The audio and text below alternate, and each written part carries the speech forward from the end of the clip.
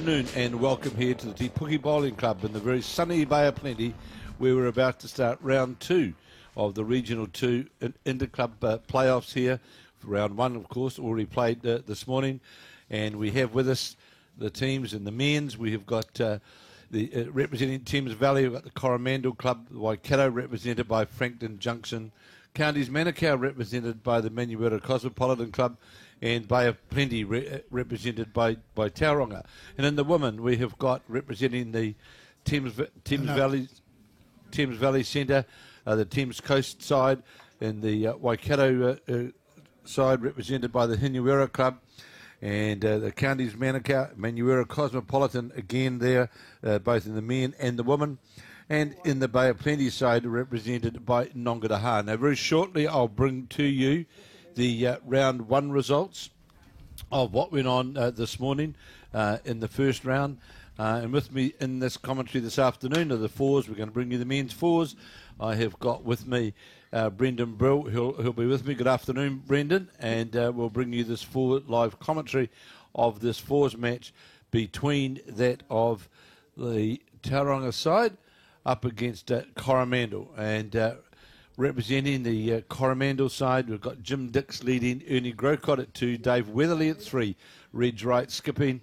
The Tauranga side, we've got Cliff Webber leading, Ben Thurston at number 2, Graham Skillern at number 3, and being skipped by Steve Hughes. So perfect conditions here this afternoon, Brendan, and hopefully this 15 game we'll have a tight one, as we did this morning in the overall Hinuera game against Nongataha and the women's this morning. Yeah, it was good watching that game and come down the last bowl, and they shared the points 1.5 games each, so that'll be interesting moving forward. And Te Puke's put really on a good day. They've done a lot with the club over the last sort of couple of years, and it's a good representation for the Bay of Plenty Bowls.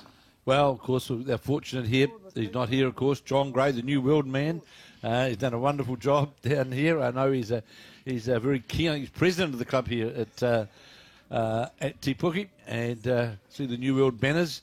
So we've got here from round 1 this morning. I can tell you, I'm just going to decipher these, which one has to do.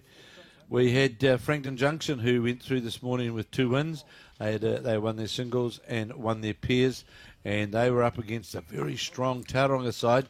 Now, that was a bit of a surprise, really. Only 1 win for Tauranga in that first round this morning. Yeah, I watched a bit of both those games. The singles game between Will Bennett from the Junction game, they got pretty close, but then Will pulled away at the end there. So with John O'Shea recently getting the Bay of Plenty champ singles and pairs from last weekend, so it was a good win there. And the pairs, I think it was a close fought game, yeah. It was, but the Frankton Junction combination is a good win over the Lance Tusker and Dan Dickinson combination. Is that right? Yeah, it was. Yeah, and the thing about it, Frankton Junction did very well in the qualifying for Waikato. They ended up winning the final 3-0 against Patara in the final. So they deserve to be there. Oh, absolutely. Yeah, they're playing very well, and Will, especially playing the singles, is playing real well. And in the other match this morning, we had Manuera up against Coromandel, and we saw Coromandel win the singles by 21 shots to 18. The pairs, we saw Manuera Cosmopolitan Club, the winners there by 20 shots to 15. And in the fours, a big win there for Manuera by 26 shots to 3. So, that 26-3 win, to be fair, Brendan, gives them a very good differential moving forward, doesn't it? Well, it does, but with some changing greens too. I think I watched a part of that Coromandel game, and they didn't score till near the end there, but they were there or thereabouts, so just couldn't hold the shots. So, this round here, now round 2 with the men out here in front of us now, but as Brendan rightly said, they've changed greens here. For the women have gone down to the lower green and the men are out here in front of us. Change of green, so this is the big round really, isn't it? Oh, absolutely, and as they like to call in golf, that's the moving day, I suppose. Moving day, isn't it? Moving round, yeah. It is. And in the women's this morning, we saw Hinuera now. It was a real classic encounter that up against Nongataha, and we saw Debbie White win her singles match by 21 shots to 6.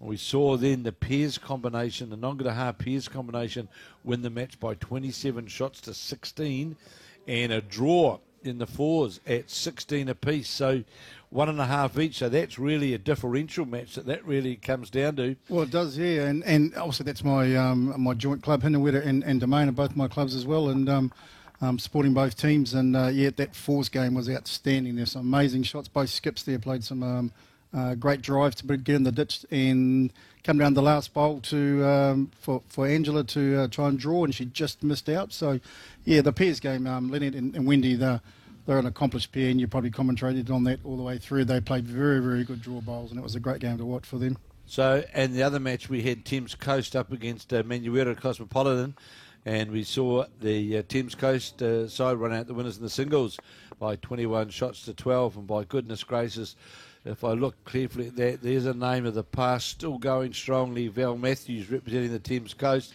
been around, has been at all sorts of events, very, very well performed player. And in the pairs, we saw the Manuera side run out the winners by 14 shots to 12. And then in the fours, big win for the Thames Coast women's fours side. They ran out the winner. That's the side of Kay Byrne, Belinda Goodall, and Missy Veal and Mary Kink. They ran out the winners by 24 shots to 15. So a good start there for the Thames side. Oh yeah, again, and this change of greens, we'll see what difference. I think the green down below is probably a little bit quicker than this one. Like I said, Spooky's done an amazing job getting both greens up to scratch, but I think that the bottom greens are just a little bit quicker, so we'll see how that happens there. So we'll bring you, of course, those results when they come through after round two. We're concentrating on this fours match, the one between the Bay of Plenty representatives. They're right out in front of us here, and the Thames combination. Of course, the Bay of Plenty combination from the Tauranga. They've had, it's been a pretty good year for them, hasn't it? Yeah, like they've won quite a lot of sort of the champs and the open events, and being successful. Equally, the women as well. But with the team at the moment, like Cliff Webber, he won the Bay of Plenty Open singles at Cadicat a few months ago, and then followed it up with his partner Angela, who plays in the Hinawera fours, and also the marker, young Caitlin here. They won the 3-5s a couple of weeks ago. So going really well. Of course, you got Graham Scaloon as well. Just made the team for the Commonwealth Games. Well, careful, because Takapuna is saying the same thing. Well, yeah, we're in Bay of Plenty now, so we'll take it. Yeah. Yeah, there's been a lot of movement. That's all I'll say. It happens, though. There's lots of teams move and play around. Absolutely. I look at Debbie White as an example from Hinawera, Tauranga South. Well, the Domain. Tauranga Domain. And now I see as well representing in the Point Chevalier, I think now in the Bowls 3-5. So I'll say nothing. I think what it works for each other. But like I said, four of the Hinawera team are also members of the Tauranga Domain. Absolutely. Yes. So we saw the Bay of Plenty side open with a 2 on this first end here in the fours encounter.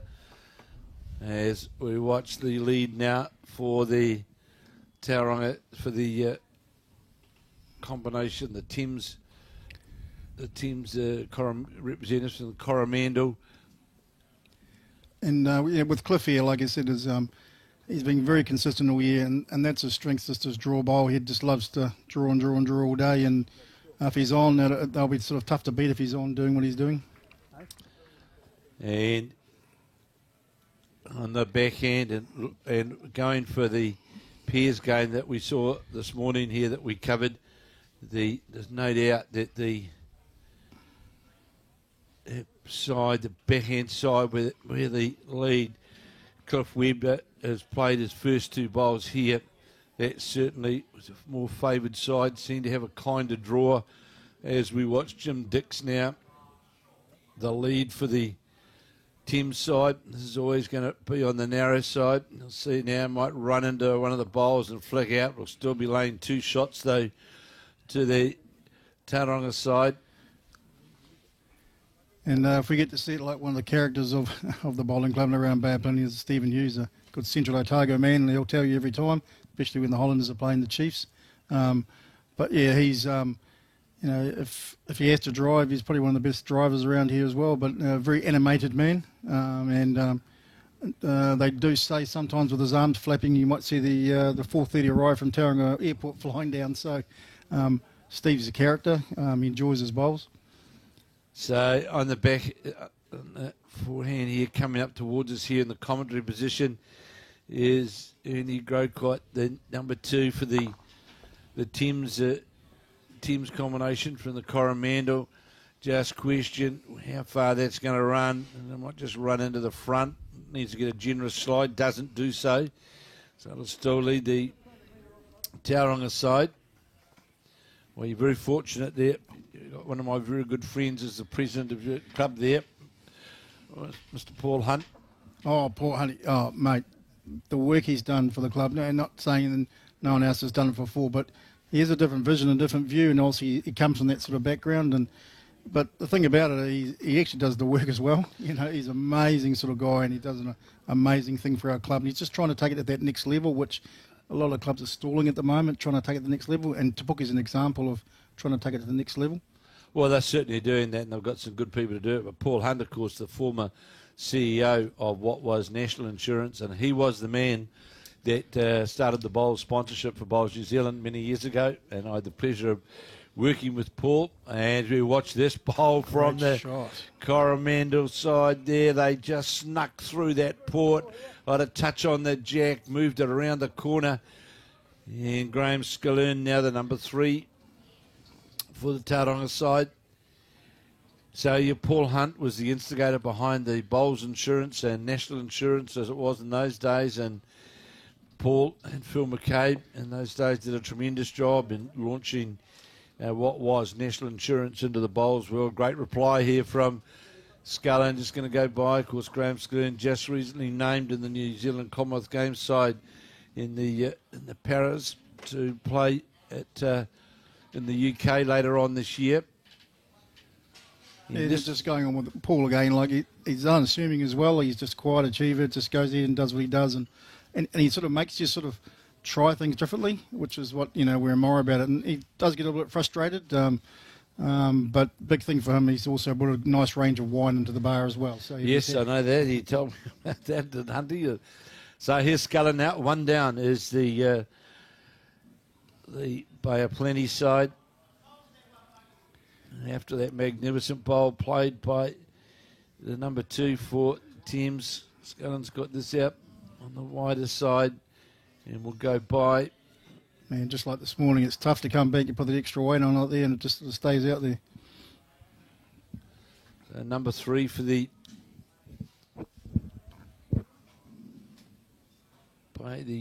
Thames Valley side.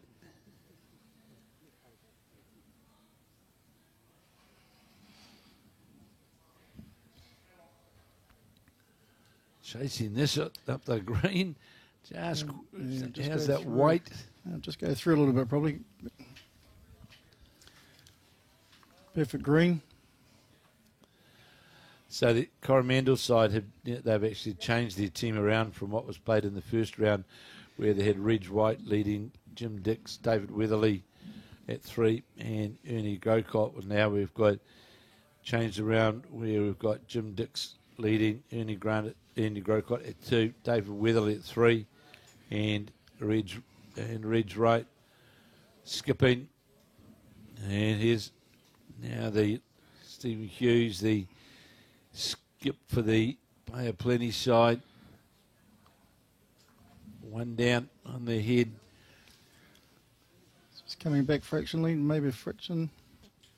Great attempt here, just going to run by a couple of metres. The blue and white 2 copper bowls, that just goes by. It's my first rugby club way back in the long days. Was the blue and whites. Still get grief about that. Great club. Yeah, look, and you saw with Steve that last. It's tough to draw back from that hand. It's just obviously perfect weight. Well, it's we noticed this morning that you get the right line on that on that hand, and it's got a kind draw home, and maybe we see here searching with a bit of weight through this And that's exactly on the backhand, which the Tauranga side are endeavouring to do, running into the Leeds bowl. What a great result. Great That bowl. was absolutely outstandingly played there, running through the bowls. I might have 3 there. Oh, that's the number 2. That's no, it could well be. And there was a good, Graham actually changed his hand and just sort of gestured he moved on those shots, and it was a sort of great option for him to play down that way. And they are holding 3. This becomes an important end now early on after scoring 2 on the that great bowl from the. Oh, that certainly got away with a bit of a heave. But just looking at this bowl now of the. How far is it going to come back? It's a good attempt here from the Tauranga, from the Thames Valley skip. And just fell outside it. And again, you see that hand there, beautiful weight, but the line just doesn't allow it to come back. And all done, and 3 it is. It's a magnificent bowl there from the skip for the... and that makes a big difference. And obviously Steve Hughes, part of that winning 4 from Taranaki 2 years ago. With Lance Tasker, John O'Shea, Dan Dickinson, and obviously Steve. That was great bowls. And then, just still remembering that and the way sort of Dan played in that final. They played amazing up until that, but, you go a long way to watch a final like that and the skip play like he did in that game. Yeah, I was there for that particular game, of course, and it was a pretty good match for sure. 5-0 now after 2. That's Steve Hughes played a big conversion shot there to turn that down on the head, and his lead, Cliff Webber, as you rightly said, Brendan. These were the telling bowls that he played to. Great opening bowl here from the lead, right to the centre line. Yeah, and he's picked that bank hand straight away. Obviously, in the stroll ends, you can see him sort of figuring out which one to play, and yeah, he's got all the ends so far. Well, Mary Canberra and I sitting here, we certainly picked that was the hand to play, and we see that he running towards the jack, just going by under the jack.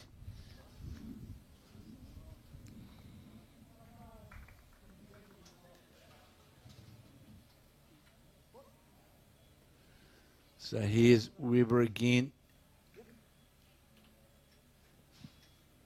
On his forehand, he's got the bolt out again on that lovely arc towards that centre line. And there's no doubt this is a hand without any shadow of doubt that if you take the green, you'll be rewarded. And if you try and steer the bolt, you're going to pay the the price. Absolutely. And like I said, Cliff will do this all day if he just keeps his mind to it. He'll draw and draw all day, and that's his that's his biggest asset for Cliff. And like I said, he won the Open Singles Finals a couple of months ago, and he was just 21-3, so he just played amazing. So there you see straight away, as we saw earlier on this morning, the difference that the lead, of course, is going to make. As Ben Thurston, of course, a very successful younger player. I remember watching him in the Kitty Hawks a long time ago in the annual Easter tournament on his backhand. This is on a good line too, this bowl of Thurston's. It comes down towards that jack, and they're going to sit just in front of the jack by about 20 inches. But again, putting pressure on straight away. Difficult shot here to play. Is a very difficult shot here to play on the forehand with that short bowl out in front. Doesn't matter what needs to get draw. Ooh, that looked out of the hand. Narrow, that bowl of Ernie Grocott. And will reach underneath the bowl, but will disappear at the last bit, I would say. Gets a front under the bowl, but was short of weight. Hard shot to play. Yeah, well, and it does come out of the hand funny, but that's the way he sort of plays, and that's the way it sort of comes through. And he did well on the scene coming back this way where he moved the jack, so he wasn't far off. So Thurston, interesting, changing his hand, of course, putting some cover in there onto that side, leading 5-0, and it's a good start, 15-end match, and just didn't come all the way back. Goes to the ditch. Yeah, sort of found that in the first game that was then they sort of found they couldn't sort of almost draw to the ditch there, and a few bowls did go in the ditch early on in that first round. So here is now Andy Grocott on his forehand. I still think his best chance is he's looking to go here. Brendan is around the bowl to that area, but going to go by with weight. And of course, the danger is you go out further and you put that weight on. That we haven't seen one come back so far from the previous two ends, and it's the same again. It is a really tough end, and like with Cliff putting them his first two on it, and then with Ben coming with him, you know, it's real hard to sort of get to the jack. So Graham Skillern, the New Plymouth boy, born and bred.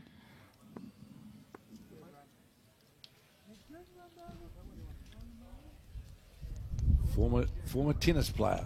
Yes. He said he had a conversation a few years back, and he really enjoyed his tennis. Yeah, he did play at the Huatoki Club in New Plymouth. So here is Dave Weatherly trying to might just go on get a bowl on the head. It's going to run into, well, one roll might help cut one out. It's two shots. You'll see the marker indicating clearly there with the red lollipops. Doing a great job in her second game is our marker, Caitlin Thompson. Very appreciative of Caitlin doing that role for us this afternoon. And just another one of the up-and-coming junior bowlers in the area. You know, there's a lot around the area, the entire Bay of Plenty, starting from Kerikeri, Mokoroa, all the way through to the other areas. Te Puke, you've got a really, really good crew here on and off the field.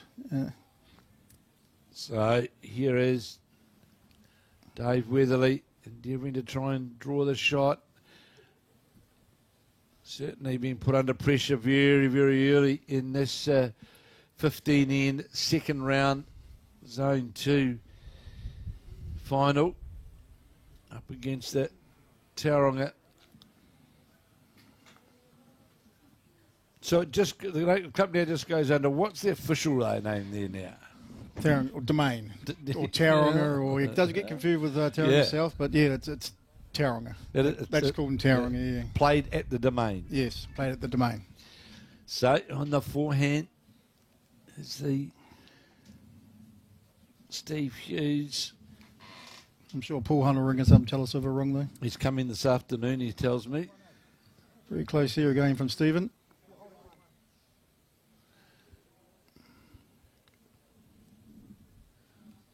And as we saw this morning in the pairs, Karen de Jong skipping for the Hinuera side certainly put pressure on. And with bowls on the head, and great attempt here. Great attempt from the skip there from Ridge Wright. He just... And you heard Graham Skillern indicating that the weight was very good from his skip. Steve Hughes, and again, he's got the bowl out on that good arc, out on that wider side, and that's where they come back from. You'll see it coming back now towards the centre line, and it'll do so. And a very good bowl. Yeah.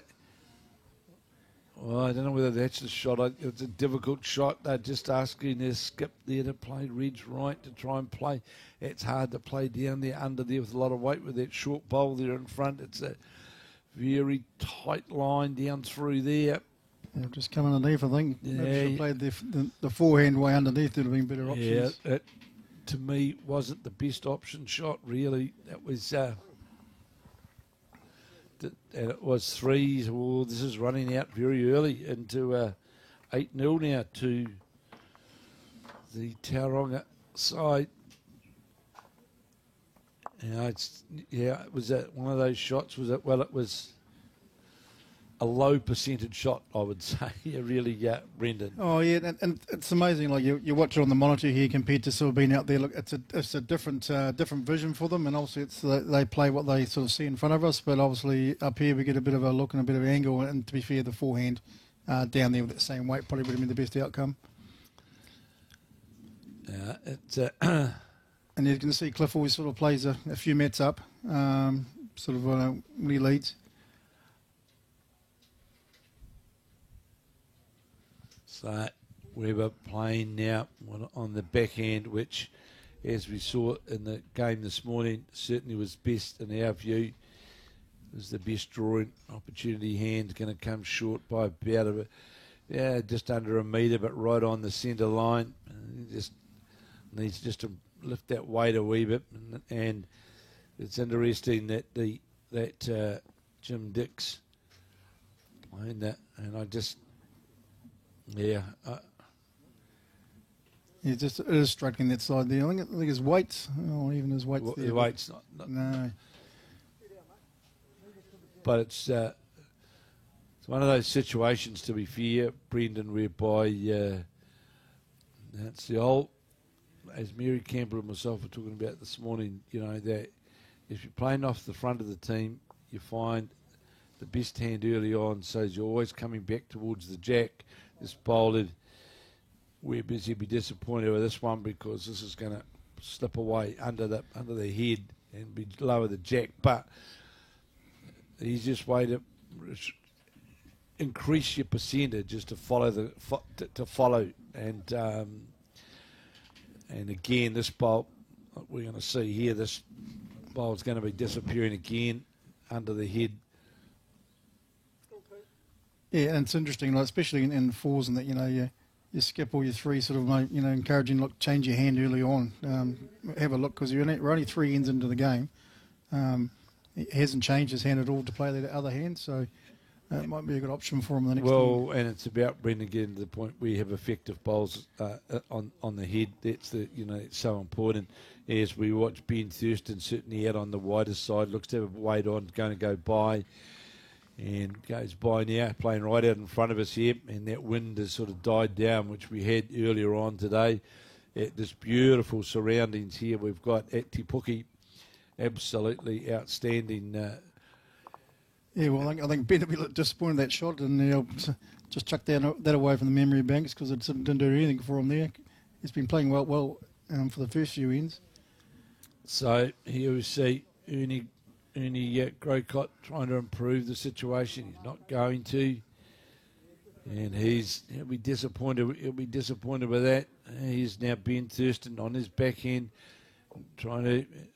His objective is to just beat the lime green bowls, which are a metre lower. The jack looks to have a better line and weight with this bowl. Skip Steve Hughes pretty keen on this one as it breaks down towards their heads, going to get feathered, and was on a good line to the jack actually. And we want Ernie Grocott needs to get a bowl on the head. This game could very, very quickly disappear out the door. And the interesting thing with the format is you got to play all the ends out too, so which is very interesting because there could be some huge blowouts, but if it comes down to the old differential, then you've got to play it. But yeah, sometimes it's sort of tough. Well, that became very, very much the point in round one in the match between Hinuera and Thames Coast, where there was the Nongataha, where there was a draw in the middle of it all, and that's really what it came down to. So Graham Scullin going by, he's going to go towards the ditch, and it is nothing really close. It's literally a metre, and we can see whether Dave Weatherly, because they got nothing on the head at all. The Thames side, the Coromandel side. This looks a better line from number 3 here. If he draws through the port, could go close to getting the shot. It's going to depend on the weight. Gets a feather, goes by, and won't change anything. Still 3 in the marker. Caitlin Thompson indicating quickly. Still 3 to Tauranga. Graham Scullin, of course, to be off to the Commonwealth Games. It'll line and wait here. And we'll come up. That'll add another one there. Still plenty of room, though. There's 4 shots, but there's a metre. And really, if Dave Weatherly was online to actually draw the shot with his, or second shot anyway, with his first. And let's see if he improves here. He's brought that line in differently, and that's going to go under. That's not going to. He'll need to have jack level weight. No, he just runs into one of the Tauranga bowls, and it's still 3 shots as Caitlin puts the lollipops up, and it's the old story out, Brendan. You've got to get bowls on the head, don't you, to have a chance. And even though Cliff's first 2 bowls in this end here sort of went, was best, he was still thereabouts, so sort of within a metre and a half, and and the other was were able to draw to it, and with the other team not drawing to his bowls, they're being pushed up or still counting. So we'll see now the skip for the Tauranga side. He's got a good line with this bowler's. This looks a good bowl here from Stephen Wright, and see them starting to clap now as it comes towards the head. Always look good out of the hand, and will go by about a metre and a bit, but perfectly green bowl, and really just found that nice line, Brendan, in between the two lime green bowls in the front there of Cliff Webber, and this. How's the weight on this bowl here? Probably the best weight of the whole lot. It looks probably. good weight. This one here from the skip is going to get all the way down through this hole if it is. Magnificent bowl. Absolutely superb bowl from the Thames Coast. The Coromandel skip there. And right toucher. That was well played by Reg Wright. Just like you're saying, Kevlin, too, there was plenty of room to draw there, and just all it needed is the correct weight and green. It was a perfect example of that. So we're going to see Steve Hughes is going to change his hand, and he'll endeavour to play the bit of weight down through the port to get to the shot bowl. He can afford to play with the yard of weight through the bowls on the back end. The blue and white bowl, look to push it narrow out of the hand. We'll just see whether we're right or not. Might get feathered up on the front. Does go by. And now 2 shots. In fact, knocked in one of the team's bowls on Coromandel. Bowls on the way through. But there was the right shot. No, they're going to be good for the confidence of the Coromandel team. I'm just going to question something here, Brendan. This is what I talk about skipping. Now, there's no doubt that they should play the same hand here. Yeah, because there's still room to draw through the 2 bowls. He's perfectly green, perfectly weighted bowl. Now going to his backhand and holding 2 shots, which is great. He's going to make a lot of me perhaps and draw another shot here, but it's about consistency and percentages. And is it going to get past the front bowl? Needs to get past the front to count. Will go close, needs to fall in, and will do. That's 3. Yeah, like I said, a lot of confidence now from that those sort of last 2 shots to put Coromandel on the board, and also see what the lead does with the mat here and changes the length or not. Well played there by the Coromandel side, and now really, as you rightly say, Brendan, it's now up to the lead now for Jim Dix to really, he's controlling the length, which he's done that. Now what Reg Wright needs to see is to give the Coromandel side a good start off the mat. That's the and I suppose Tauranga will be a little bit disappointed that they weren't close to the jack on before Steve sort of came out to bowl his bowls. And like I said, an opportunity was given for the skip, and he played some very, very great shot. And has taken advantage of that now straight away. There you go, draws a front toucher. Does Jim Dix, and quite often, as you well know, Brendan, those little things can just make such a big change for the to lift the side up and just move that pressure around. Yeah, Cliff Webber, he's been very consistent so far. Got a good line again with this his first bolt on this the 15. Just going to go by a metre over the head. Nothing wrong with that at all.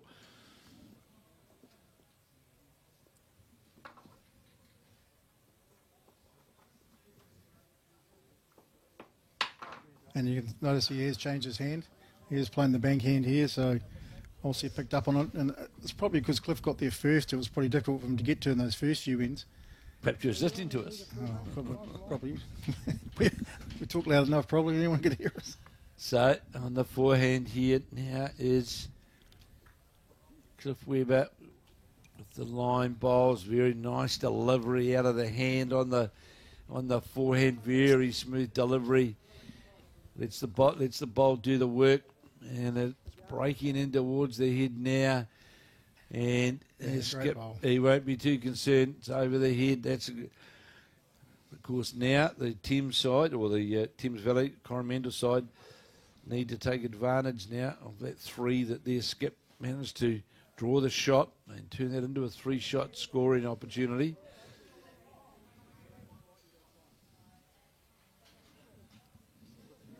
Looks to be on a pretty good line. Very good line here. Just how far is it going to run? And got a touch and moved past. And it sits right on the centre line. Yeah, if it hadn't hit, that would have landed on Cliff's sort of closest bowl. It could have been for two. So, Ben Thurston on what'll be his backhand. And as we said earlier, there are, right around the country today, there is regional interclub events being played, and in the respective zones, and all endeavouring to win their zones to win their way through to the New Zealand final. And this one, Region 2, comprising in the men, Thames Valley, with Coromandel, Waikato represented by Frankton Junction, Counties Manukau represented by Manuera Cosmopolitan Club, and Bay of Plenty represented by Tauranga. In the women's, it's Thames Valley represented by the Thames Coast side, Waikato from Hinuera, Counties Manukau and Manuera Cosmopolitan are in the women's finals as well, and Bay of Plenty represented by the Rotorua-based Nongataha side.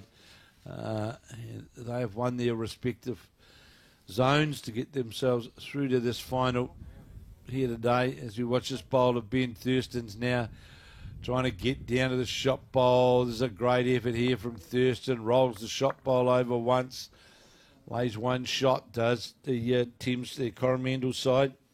Yeah, just the format going back to zones was probably about 5 or 6 years ago. It was like this, wasn't it? And obviously because of COVID this year, but it has its pluses and its minuses. You know, everyone gets to sort of see the zone teams, and it's quite a good atmosphere. But obviously the national one is they're very exciting too. So whether or not they'll keep this format next year, obviously we'll have to wait and see.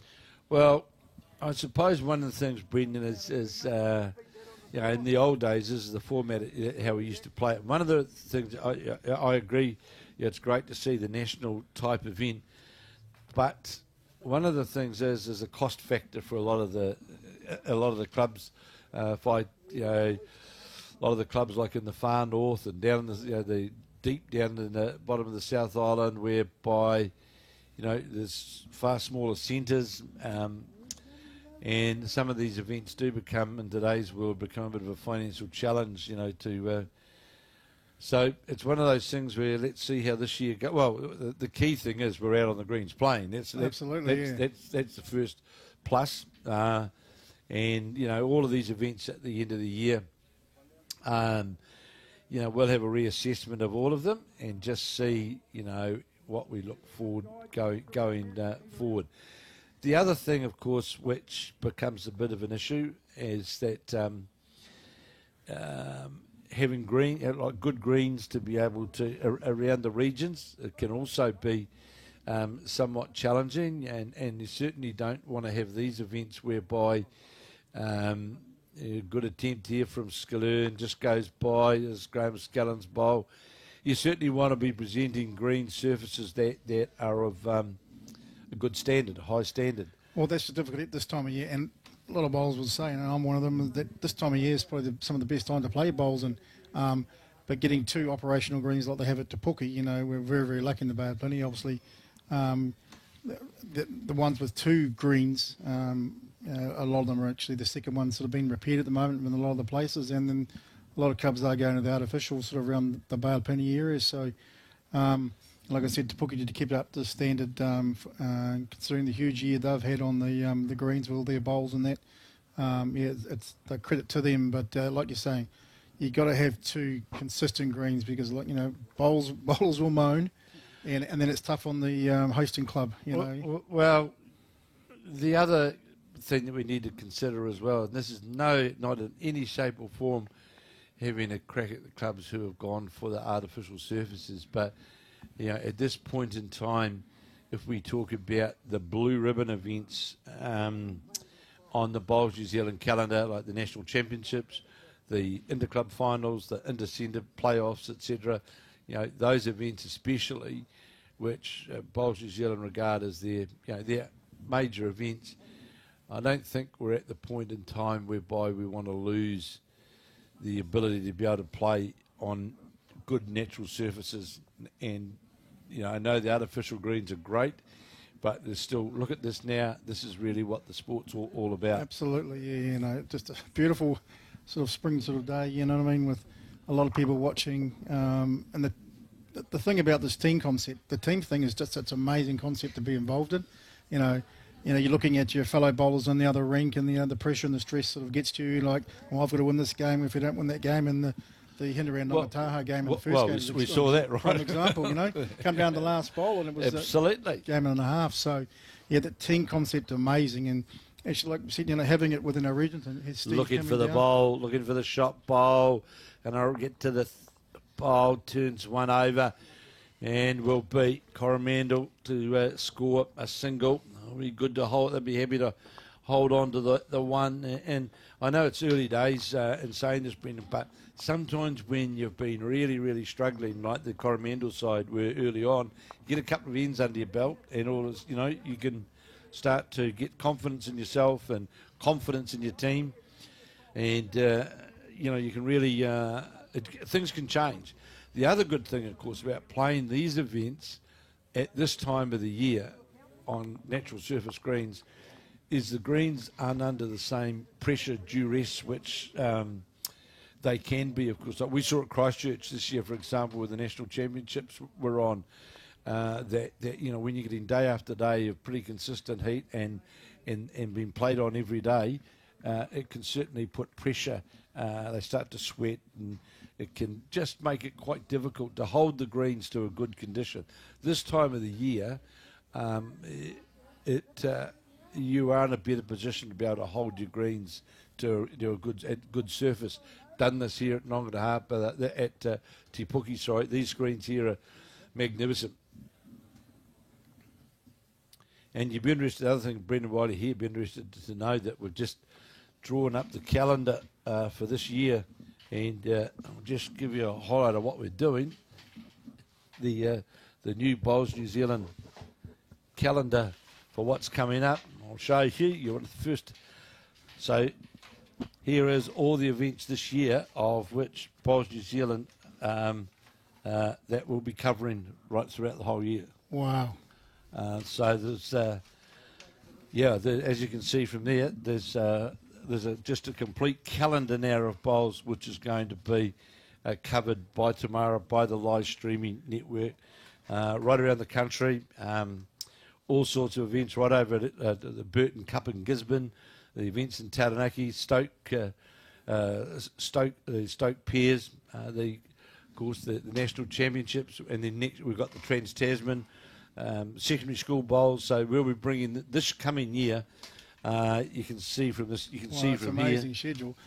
And Bill Murphy, the president of Bay Bowls, he was wrapped when just the thought of you guys coming down and televising the zone champs here was like, the excitement round. And again, we keep on saying about Te Puke, but Te Puke has been a huge host for Bay Playing, just like the clubs have. But and even though Jared's in the room here, nor me for telling him, but Jared's done a lot for this. I suppose the marketing and the social media of this club over the past sort of year and a half, and I think it's a credit to the club, and everyone likes to see their face photograph on a Facebook or a comment about it, and you can give someone some jib, and hopefully they don't get banned from Facebook or something like that. But we said Jared's done an amazing job here, and that'll culminate in the invitation pairs coming up at Anzac weekend, and that would probably be something good to come down and watch. Although probably the after the bowls would be more than anything, but there's amazing teams sort of coming down to that event. Tomorrow myself, we're delighted now with the new calendar that we've got coming up, and it's also pleasing to see a number of centres around the country now are investing some money, and the old adage used to be in the old days when I was on the board of Auckland Bowls and involved at a national level there. You know, we never get bowls on TV. Well, now there's... it's just amazing. It really, really is. And like... Well, there's the lady you can right over there. Tomorrow. I know. And the Hinderia boys and the team used to, when they were doing the 3-5, they used to come back in the commentary about Tamara and the help that she sort of gave them for the 3-5, and that was an exciting time for the Hinderia Bowling Club, as you well know.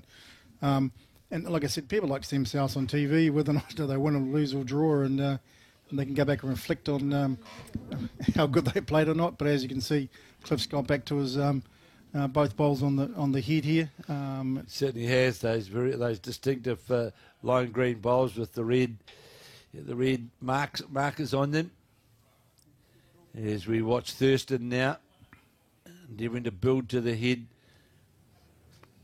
And it's going to be the shot itself as it just draws in behind the jack. 3 shots, as Caitlin rightly indicates to us. On the back end now will be Dave Weatherly, who's hasn't got the front bowl. There's the Coromandel side, and this bowl here just is running towards the jack. Is it going to pick the jack up on the way through? Just goes by, sits over the top of the shot bowl. Won't be 3 shots now, and it's just the one. And the indicating Evan Caitlin just the one, but of course Graham Scullin here, he can. The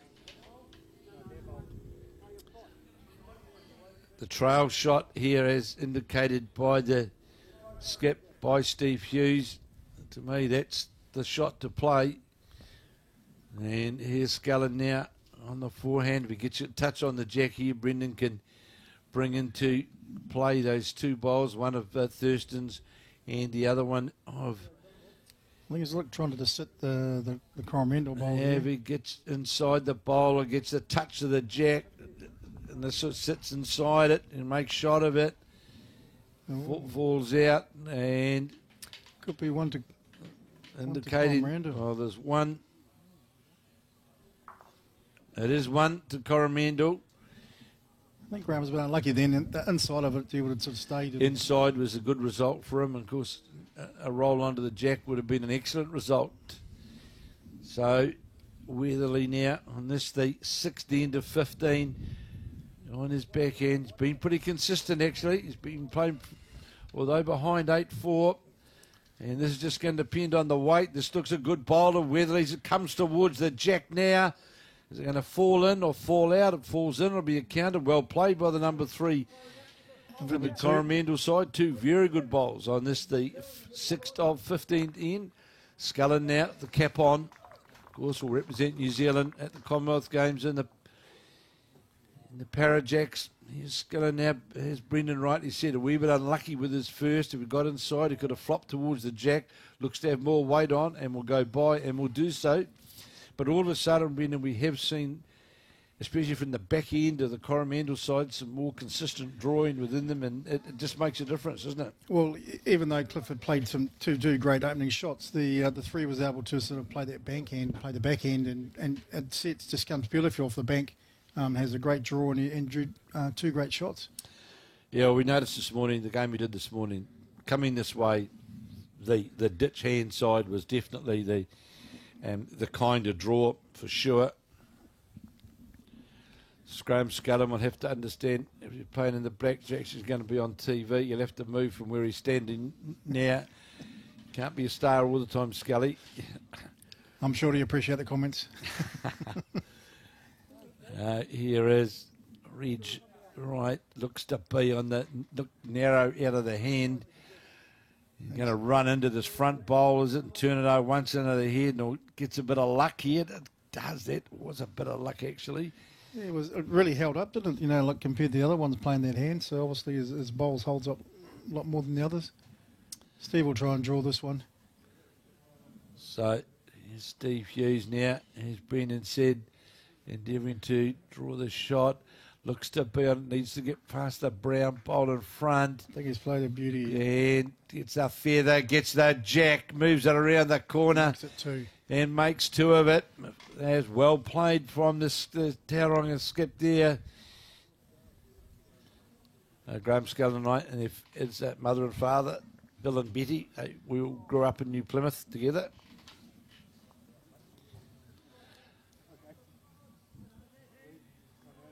And that forehand shot of Steve's, that's just the perfect draw and the weight he actually has. And like I said, the Te Puke pairs, I'm lucky enough to get to play with him again. So it's usually more him than me.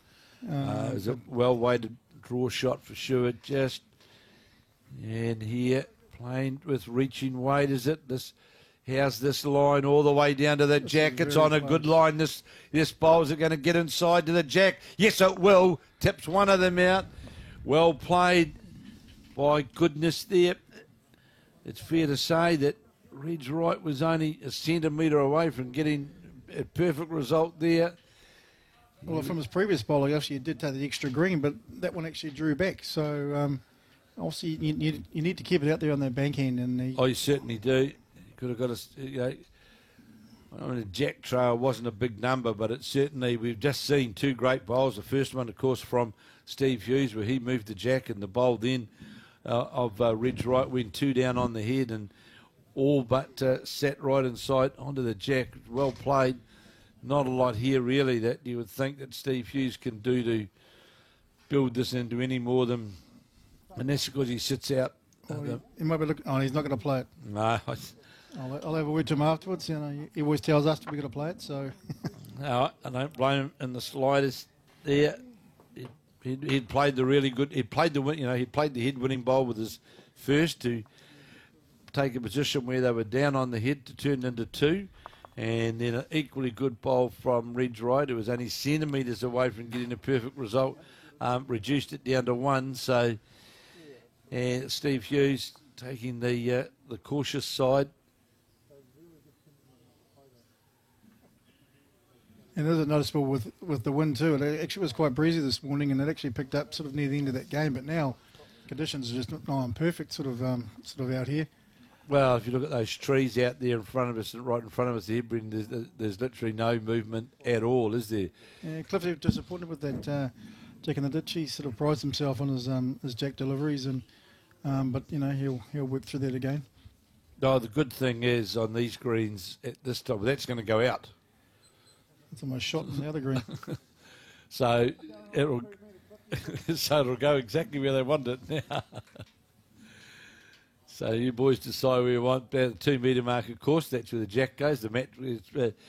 So Cliff Webber, he brings the mat up to make it literally a 3/4 length head. On the forehand now is the lead for the Tauranga side. They've got a very nice, smooth delivery out of the hand, and as I keep saying to players, if you do that, there's every chance your bowl's going to come back towards the jack. Doesn't matter. We know we play with narrower bowls than what we did in years gone by, but at the end of the day, if you don't send the bowl out, it's just not, doesn't matter what you're playing with, it just won't come back to the centre line, and you've got to have a delivery which is going to assist you with that. Yeah, and those that know Cliff, he is almost every day the domain practicing, and that all comes down to his delivery, and he'll keep that same delivery the entire game. So, so it doesn't change much. And this is the first time we sort of played the backhand. So you can see how it comes back. Well, I think he thought just might get tangled to that front bowl, and you can see completely different line to, going to have good weight, that's for sure. And you heard Steve Hughes thanking him. 2 good bowls from the Tauranga lead, and doesn't matter if you're playing singles or pairs, fours or triples. If the lead gives you that start, certainly. Interesting. Steve didn't tell him he should have been playing that hand the whole game. That's the sort of thing Steve would sort of say, and he's also the current handicap singles champion, Steve Hughes. So he just wanted to make sure that gets mentioned. Yeah, no, he's a good player. Here's Thurston now, trying to build more towards the head, and watching this closely, getting an applause from Steve Hughes just going to finish Jack level. It does. Very good bowl. Good bowl. It just seems coming up from the club rooms playing that sort of that side of the ring there, going out from the club rooms. It's more consistent than it is coming back this way. So here's Greycott, Ernie Greycott now, the Coromandel side, the Mac, the Brown bowl, following the Ben Thurston bowl, sitting on a tighter line, won't get to the jack, it's under the line to the jack. And we'll shortly get somebody to go out around the rinks, and we'll bring us in an update of what's going on in the other matches out here. So we're just concentrating, of course, on this fours game. And I can tell you, just a quick look across there in the match, it's 10-7 in the pairs. That's the singles there next door. Oh, singles, is it 10? Oh, Stephen Beale marking there, I see. Yep. 10-7 to Tauranga.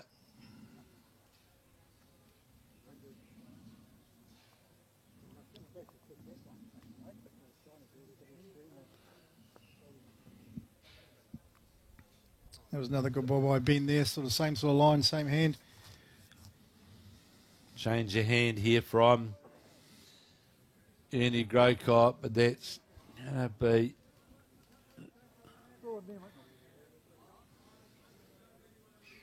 that's short. I must admit, I've been pretty impressed with Dave Weatherly, the number 3 for the Coromandel side, because he's been playing under quite a bit of pressure. Most ends, he hasn't been holding very often, but he's been able to play some pretty telling bowls as we watch Skillen. It's going to come up short as well. I'll be disappointed with that. So Dave Weatherly now, we're looking, it's a good vision, good line down there on that forehand side through those bowls. He's got 1.5 meters to get to that line. That's looks narrow. Is it out of the hand? Depends how long it'll hold up with that weight. And it's coming again towards the jack. He's coming towards the jack. Is he going to sit on something? He sits on. No, he doesn't. But he's playing very consistent, Dave. He certainly is. And he gave himself a lot of options there, Brendan. He could have sat on the bowl to get a touch on the jack. He was certainly in the area. I think his weight just held him out there and allowed him to sort of hold there a bit longer and come home, because it did look narrow out of the hand. Yes, it was narrow out of the hand. Here's Scullen nap. Very good, mate. Yeah, that's a good on his backhand, and it'll go by. I won't mind that, because it gives the Tauranga side the back at the deepest bowl on the rink. Of course, remember, all of these sides here have won their respective centre interclub playoffs to get themselves here to the regional finals. And how's this bowl looking now? Of that number short, going to fall up short. So these teams here have all won their respective centres, and now playing off in the regional playoffs. And then the winners, of course, from these regionals are around the country.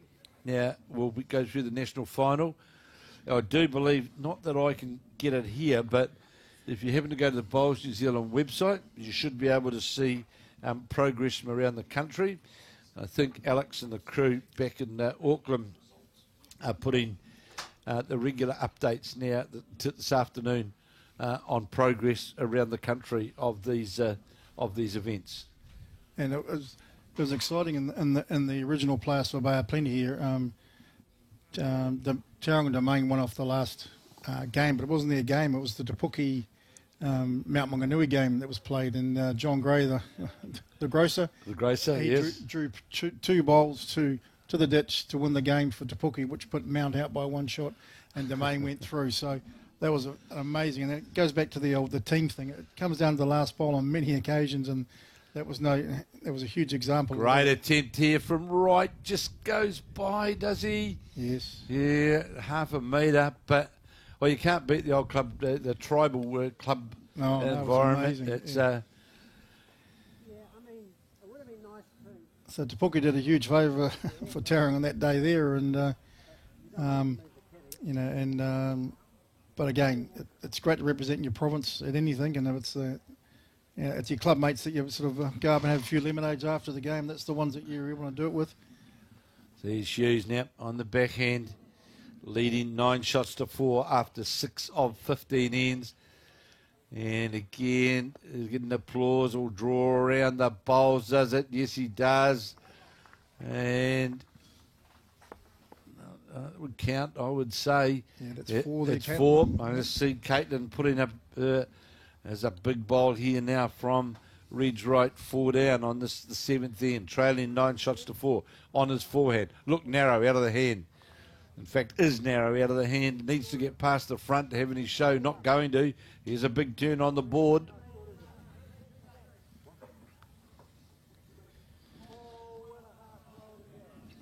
So we'll just wait for that to be confirmed. Our marker, Caitlin Thompson, has indicated it is 4. Now, that, Brendan, becomes a big turnaround at the halfway mark, doesn't it? Yeah, and in fours, you can get those huge differences, especially if the lead and 2 sort of aren't there in the first place, and the 3 and the skipper actually have to play some searching shots or to try and get the scores. But again, that end there, both the lead and the 2 for Tauranga had bowls on the head, and they were sort of kept there, and they all counted.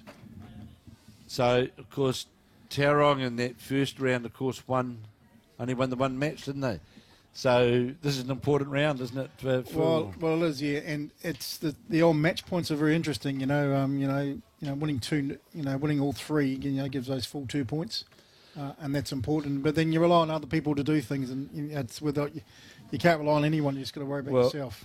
If you, in this format, really, if you only win 1, let's say in the first round, you really need then to have a clean sheet of W's to in the second round to give yourself a good position going into that final round. Oh, absolutely, and this is where the final round sort of like falls over. Everyone knows playing a meat pack tournament. You've won 3 year games, and then you play a team that hasn't won a game. Absolutely, and then you get spanked by about 20. So bowls is an amazing game mentally and physically, and it does come down to that last round of the game, which will be very exciting. And we'll bring you, obviously, at the completion of round 2 here. Well, as round 3 gets underway, I'll bring you the results as they stand in both the men's and the women's here at Te Puke, the Regional 2 Interclub Playoffs, the Bowls New Zealand Interclub Playoffs. And thanks to the Te Puke Bowling Club, their facility and their hospitality. And I can assure you their keenness. They've been building up to this event. They've been magnificent. I know they've been promoting it on Facebook, and they've been in constant contact with Tamara. And, they've done a lot to make sure, and they've been tremendous here today, whatever we've wanted. And that's, to me, there's a lot of good things which Bowls New Zealand are doing, but I think the idea of getting out to the clubs and hosting these sorts of events in the provinces, so to speak, is a big plus. Yeah, it is exciting, and when it comes to stage, each of the provinces have their own sort of gear and set up, so we can actually, watch the old Open or the Champ events live themselves and sort of start their own sort of process. It's starting to happen. We're seeing here, for example, right at Te Puke, there's a gentleman here today, and he's going to be, let's say, the man in charge for here. Paratutu in New Plymouth, they've done it. Barry Morrison at 9A in Wellington. And the good thing is, Brendan, they're embarking upon, if you can see, a lot of people don't realise, you can see now the sort of the production that this is. It's a Sky studio in well, it is. You listen to all the commentators on those big broadcasting things, Sky Sport, and that first thing they acknowledge is the people behind the scenes, and you just thought, privileged enough to be sitting there and watching sort of how things go on, and it's amazing the setup, and with your commentary and that sort of stuff. That's just, I suppose, the easy bit for you and that sort of stuff, and but how they make the bowlers look and the greens and everything, it's just amazing effort. We've come a long way in a few years, and we're going further, that's for sure. As we see the number 2 here for the Coromandel side, Andy Grocott, just struggling with that weight, and it's the old story in fours. If you need your 2 to be the one who's going to do the do the hard work in the middle to either get you the shot or give your bowls around the head second shot. And your number two's bowls, you know, for a good forward side to work, you've got to have effective bowls for your number two. Oh, the number two is the most critical position, and the fours especially. So I can give you an update here in the women's. It's Hinuera up against Thames Coast, and we've got Debbie White playing the singles for Hinuera, and she's up against a legend in my view, Val Matthews. Who's been a superb player over the years. White leading that match by 8 shots to 6. Interesting though, when we come to the pairs, we see Thames Coast leading Hinuera 9-5 after 8 ends, and in the fours, it is Thames Coast leading 11-2 after 7 ends. Then we've got Nongaraha up against Manurewa, and in the singles, it's Nongaraha leading 15-8. In the pairs, it's Nongaraha leading 11 shots to 7 after 9. And in the fours, it is 7 shots to 4, excuse me, to Manurewa after 6 of the 15 ends. So, all pretty tight up there. In the men's, we've got Frankton Railway, of course, up against Manurewa. And in the singles, I can tell you that it is the Manurewa Cosmopolitan side leading 14 shots to 7. I'm going to jump around here a bit. In the pairs, it is Manurewa leading Frankton by 10 shots to 8 after 8 ends. In the fours, it is Manurewa leading Frankton by 6 to 5. In the other event, the one in front of us here, it's the Tauranga match up against Coromandel. In the pairs, it's Tauranga that are leading by 15 shots to 2. So great start there for Tauranga in the pairs. In the singles, it is Tauranga leading by 11-8. And here, of course, it's 13-4. So the 3-0 that we were talking about, Brendan, which is so important in this second round. Well, Tauranga are sort of putting themselves into that strong position, and then anything can happen after that. After that, of course, with Manurewa and Frankton Railway, and in the women, well, that's open at this stage as well. So we'll bring you another update closer to the end of this round. It's round 2 here at the Regional 2 in the club final. Looks like Tauranga holding on this head here. Didn't get to see Caitlin on what she was recording there, but it might have been 1 to Tauranga holding. With Steve with his first shot.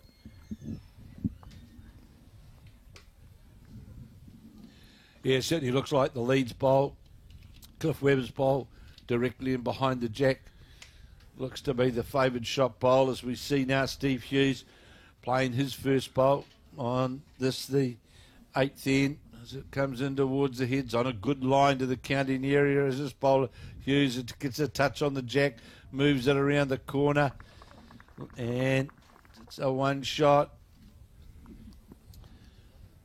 to Thames Coromandel. Is it just trying to see down in front of us here? It might be Steve's. Or is it? It is Steve Hughes' bowl, which is definitely shot. You can clearly see it now, looking down over the top of the green. So Reg Wright will follow the Hughes bowl, and that's going to be under the head, no question about that. Steve might be changing might change his hand here, or he's going to get him to play the same hand. Well, he's pretty safe drawing in underneath the bowl there, just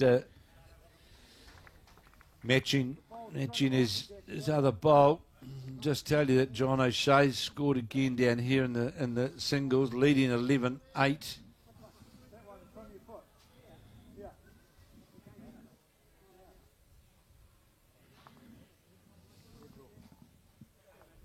No, sorry, it was Coromandel that scored. I thought it was O'Shea's bowl, not to be. 11-8. As we watch this bowler, Steve Hughes on a good line again, needs to get the inside of the bowl, doesn't get.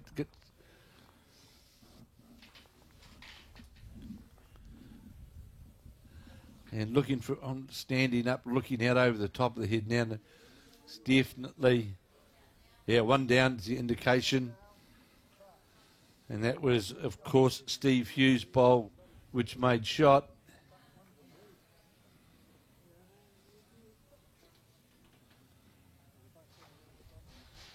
So on the backhand now is Reg Wright. He's certainly got it out wider.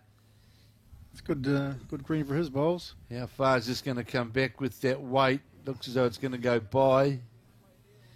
Just the extra. And will do. Had that extra yard of weight on. It's all single to the Tauranga side. 14-4. And the important thing is, Brendan, from the Tauranga side as well, is to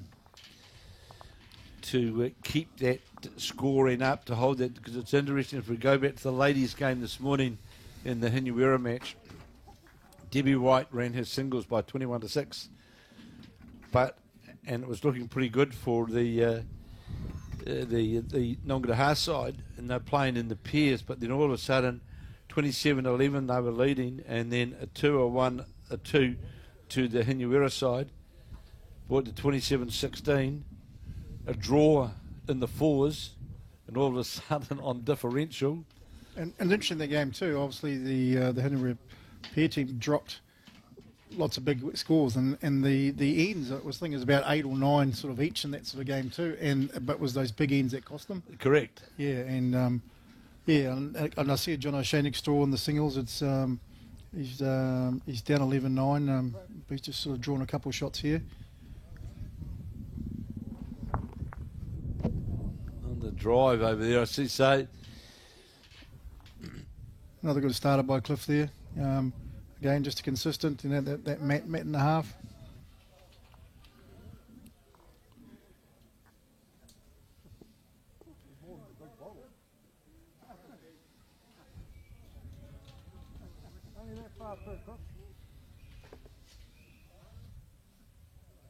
Well, the big thing really is, though, Brendan, is that and full marks to Cliff Webber, because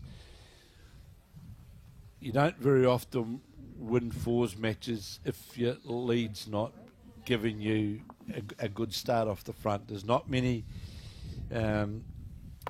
times where you'll see. You look at that superb bowling there from Webber, one over. That's a Cliff special there, that's what he does, he puts one on, one over.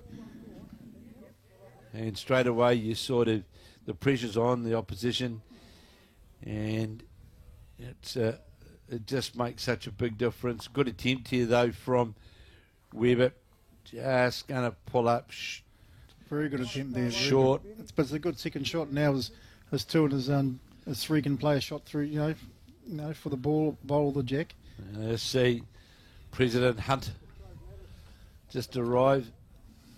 And for those who don't know, Paul Hunt was the man who was one of the first instigators of significant sponsorship for Bowls and Bowls New Zealand, when Paul was I had the pleasure of working with him when Paul was the CEO of National Insurance / Tower, and he introduced the Bowl Pack Insurance, which is still sort of running, and that was the forerunner of a very big footprint for sponsorship with Bowls New Zealand. And Paul Hunt, who's now president of the Tauranga Club, was the man behind that, and here he is now doing, and I believe doing a wonderful job as president of the club. And like we commented on before, he's amazing. The best thing about it, he's playing bowls almost every day himself as well and practicing, and he's really, really enjoying it. And he's getting so much better, and because he'd never actually played before coming to. Well, I was just going to make the point that he was the man that was writing out the big sponsorship check, and had never played bowls. No. And like with Mark Cameron and the team, we were lucky to play them at the Taranaki Fours this year, and that was just a great game of bowls, and and to draw the company during the game and after the game was, good for us, and we had some beautiful Waikato for the Hinuera boys, and they didn't want to bar of it, but it's just nice to see like the presence and they come down and play those marquee events like he has. Well, the good thing, or not the good thing, but one of the great attributes that Mark Cameron brought to the role as CEO, one, he'd never played bowls before, but it of course came from, a netball and cricket environment, but he's been a breath of fresh air into the whole aspect of the sport in New Zealand, with direct contact with clubs, the live streaming, Bowls 3-5, a plethora of new ideas, the change of the format of the Nationals, and has brought a really, really positive change to the sport.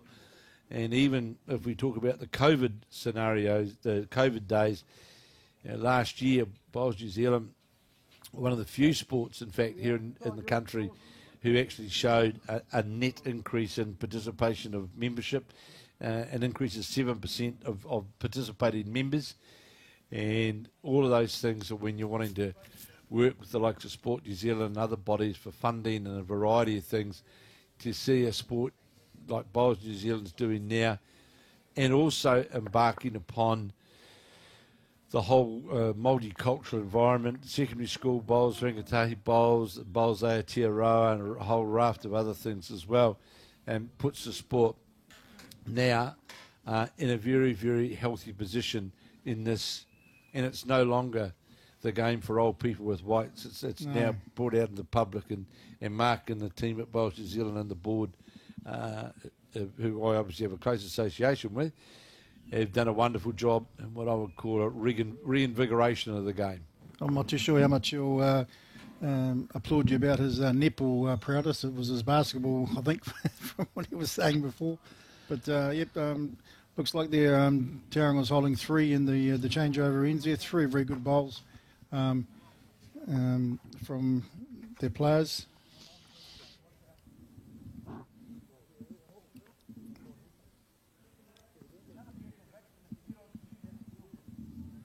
So we change over on the end 9 of 15 here in this regional interclub playoff here, Region 2.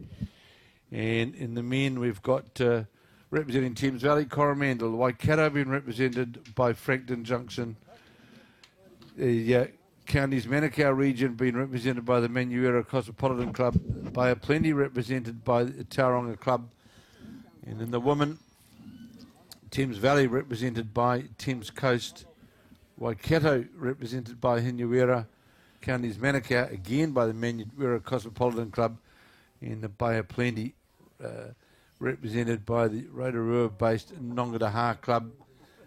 As we see now, Ridge right down on the head, trailing 14-4, heading in 9, and get that twist out of the hand, and you can tell with that, needs luck when you do that. You're going to get the front, is he?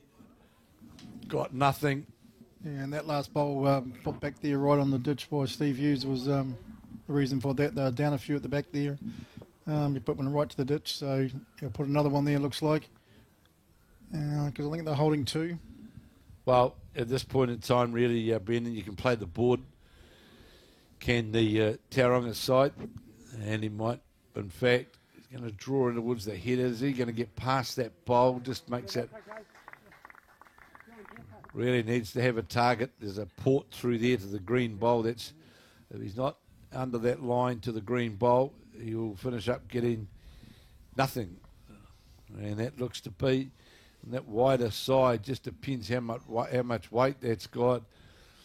And yeah, the weight was a bit of a in between nothing shot really, as it turned out. Yeah, I think he overcompensated for his line that last it's one. 4. Yes, yeah, all 4 contributed to that hit. Each of them had 1 bowl each. So, but I'm unsure that last bowl of Steve's. I think Graham wanted to put him somewhere at the back. But funny thing in bowls, sometimes you just draw to the head and it happens. Well, 18-4. You know, we've seen now in the last 4 ends 2 singles and 2 fours from the Tauranga side, which took them from an 8-4 position in front to now 18-4. Singles all locked up, 11 all in the race to 21. And the other match right down the far end, it looks to be 19-3. Looks, if I'm looking rightly, 19-3 to Tauranga. Am I looking right there, Brendan? Am I? Oh, your eyes are better than mine. Yeah, 19-3 looks like. That's the combination of Lance Tasker. Lance Tasker playing with Dan Dickerson. And yet again there, Cliff. First bulk and effectiveness, and that's what he practices for, and it's hard to beat when he's like that. So on the back end, it's yeah, perhaps this is where you should have been playing a lot of your bowls earlier on, Cliff, is what I'd suggest. And he's going to go by with weight down towards the 2 metre mark, and will just go past the 2 metre mark and does heads down towards the ditch. And I can't see, I think that's where it finished. No, just off the ditch there. So Cliff Webber.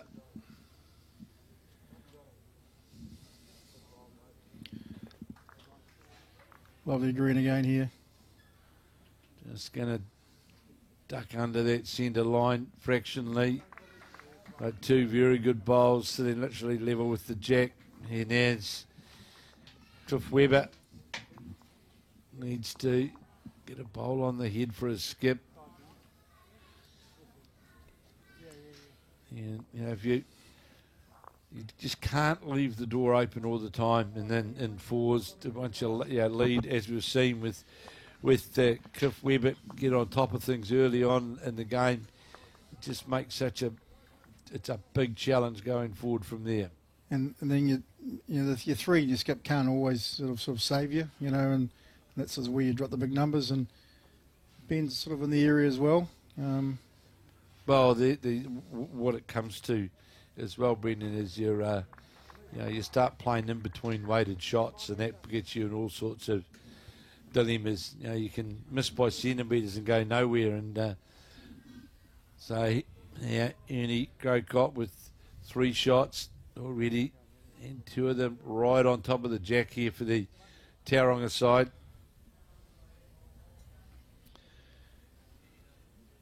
And this is going to be very good, close to a second shot. good attempt here from Grocott. In fact, just falls outside the shot bowl. It was a good attempt there from the number 2. 2 shots, as indicated by Caitlin Thompson, the marker on the forehand now. Is Thurston with the green bowls.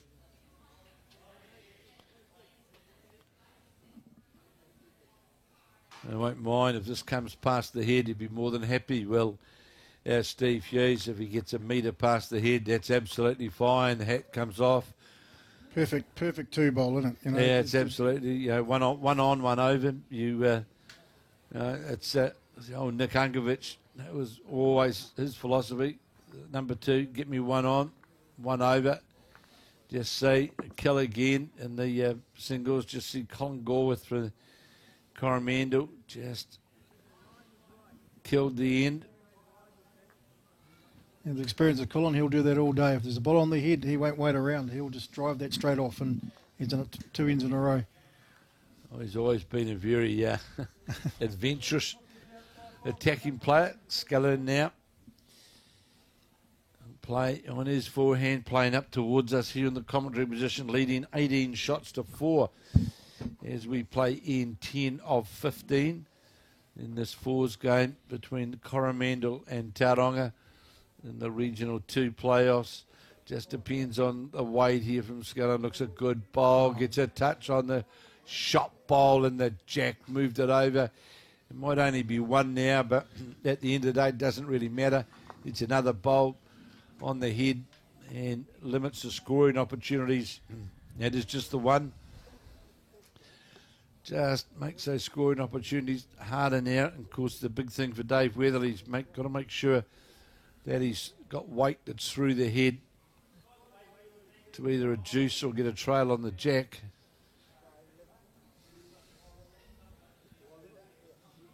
And it's another one of those sort of like in-between sort of weights, it's going to be real tough to draw that shot from there, and plenty of bowls to go on to. Might have been a bit worried, he had 1 shot on the head probably. So Well, the point is we played with too much weight there, Brendan.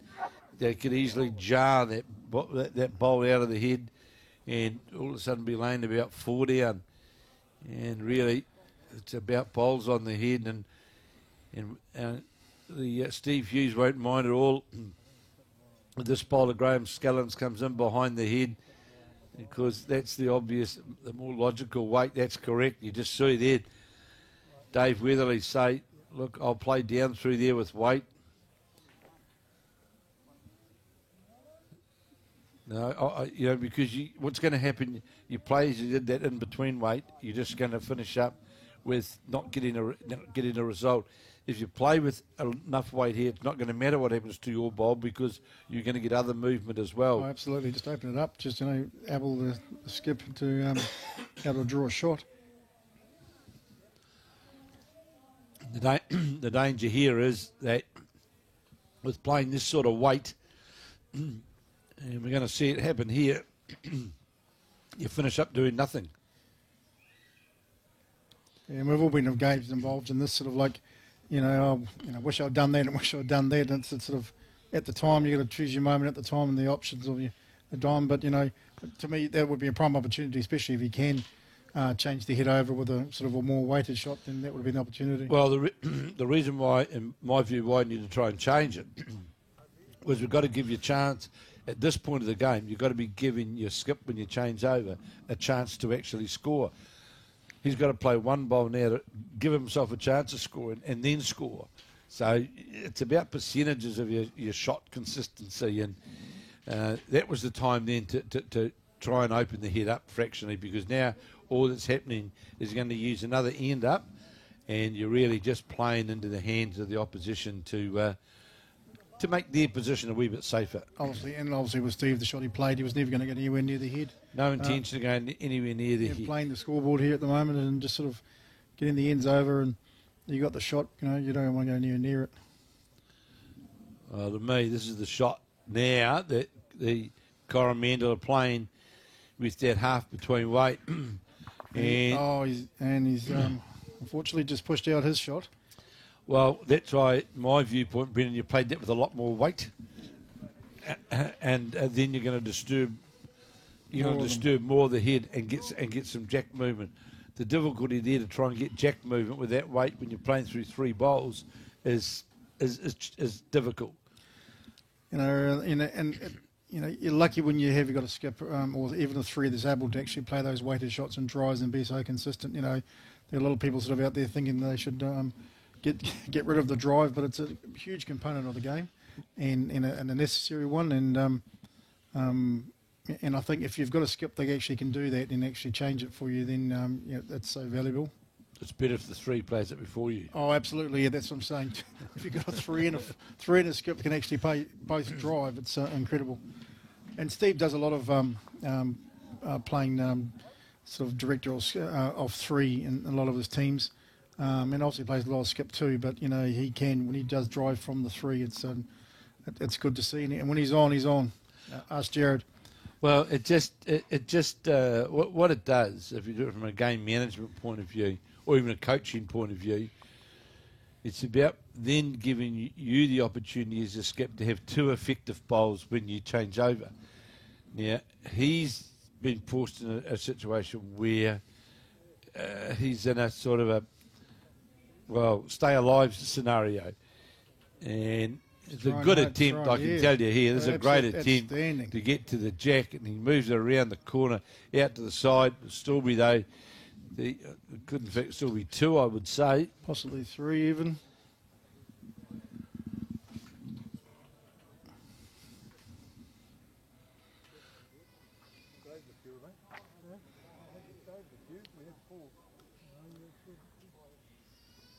Saved one, I think, because the call was they did have four, was the call prior to that. And the front bowl there of Steve Hughes looks to me to be in. They've just taken it in. And even that front, it could... The front bowl could actually come into contention here. That's Graham's bowl too, because he'll want to measure it, so...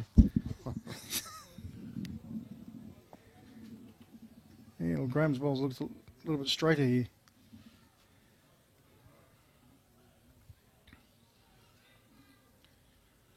So, singles 13-12. 13-12 to Coromandel leading. Four it was.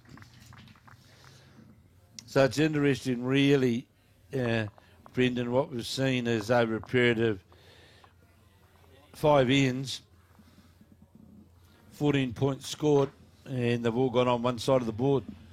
Yeah, and again, it was the last bowl with the most weight on it, and then he was unlucky not to get a result, but but didn't have an opportunity early on to do it. So tough call in the skip there. Yeah, I think one of the things in the sport, which is great, and this is where Mike Kernahan, who's the chief coach, the head coach of the Blackjacks, and one of the things that really, and I can say from my day that where we more than likely lack in some facets of our coaching is about game management, shot selection, and not just about delivery and that, but it's about learning and knowing how to manage a game, how to not put yourself in too big a vulnerable position, and when to play the shots. And in that particular a number of instances I've seen today, and that's why I was very impressed in the pairs game that we did this morning with the Nongataha combination of Lynette McIntosh and Wendy Green, was their shot selection and game management of playing shots. And it's something that I think from a coaching point of view, and I know it's where Mike Kernahan excels at, and like game management to me, when you're at this level, it's not about your ability, it's about how you manage the game. Yeah, and like Coromandel, there's a lot of that not trying in that, but look, you see Cliff's first ball again on the jack, and sometimes you get a little bit despondent, especially if you're drawing to save right from the start sort of thing, but a good second shot is what you sort of get taught, even if you're getting hammered off the lead, as long as you get a good second shot that someone can play a shot off or and stuff like that. But at the moment, so Cliff's getting an armchair ride, and then obviously Ben's backing him up as well, and then it's just for Graham and Steve just to add to or just sort of manage the head and manage the game. So, but it's not a bad delivery coming in here now. Just going to go by. Now, we'll just see in a moment what happens from the Coromandel point of view. But I would be right now if I was, and do it like to about Australian play, so to speak, I'd be looking for that jack towards the ditch now, rather than try to, and Ben Thurston is going right towards the back. And to me, right now, the position this team, the Coromandel side, is in, I'd be playing definitely for the number 2. And if he doesn't get it, then you change your tactics. But today, right now, the number 2 shot should be, let's get the jack back towards the back of the rink. The other thing is they'll allow them to build the heads, and and you've got to sort of try and stop that, and you've got to change the way you're doing it. And like you said, this is a very good bowl here. Good effort here, needs the jack, just what we were talking about, and does. There we go, well played. Good bowl. Another yard of weight, they would have moved it right away from the green bowls and taken it right to the back, and would have in fact left Coromandel lane 3, but well played by Ernie Grocott. Here's Thurston now, and when he in 11 of 15, leading 22-4 is the Tauranga side. The singles, as we say, it's Coromandel leading 14 shots to 12. And our last look in the men's pairs in the Coromandel v Tauranga game is pretty comfortable for Tauranga, which is, and there as I can't quite see it, but they were comfortable a few ends ago.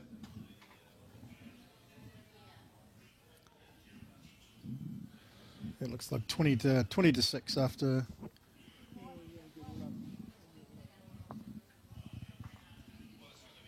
So running into the front bowls was Ernie Grocott. Scullen now. Graham Scullen will come to his backhand. The Tauranga number 3.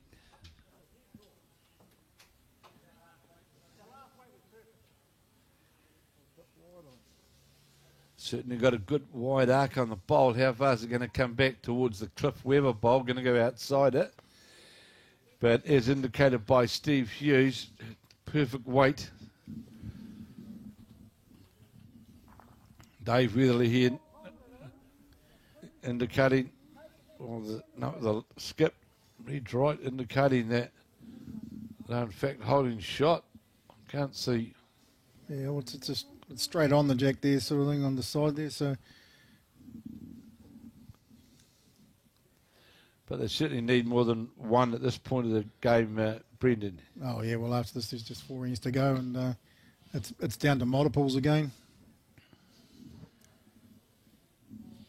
Well, that bowler, Dave Weatherly's, who really has been I would say, the most consistent player in this Coromandel side, is wide of the head, and it'll just come alive inside the centre and the boundary line. Scullin, he'll endeavour to bring that. His weight was good with his first bowl on the backhand. We'll try and bring it in fractionally to get a scoring position. Bit of line here. He's looking for the bowl straight. He's going to get it straight through. Unlucky. Very good try there from Graham just to sit the bowl to make it a multiple again. Get a bit of measure again now.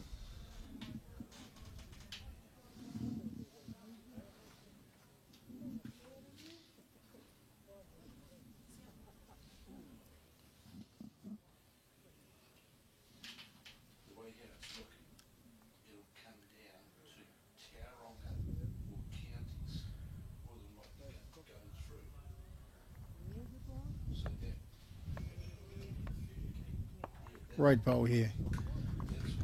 And like Kevin said, it's been very, very consistent. The three, it's drawn a toucher, so maybe made 2 of it.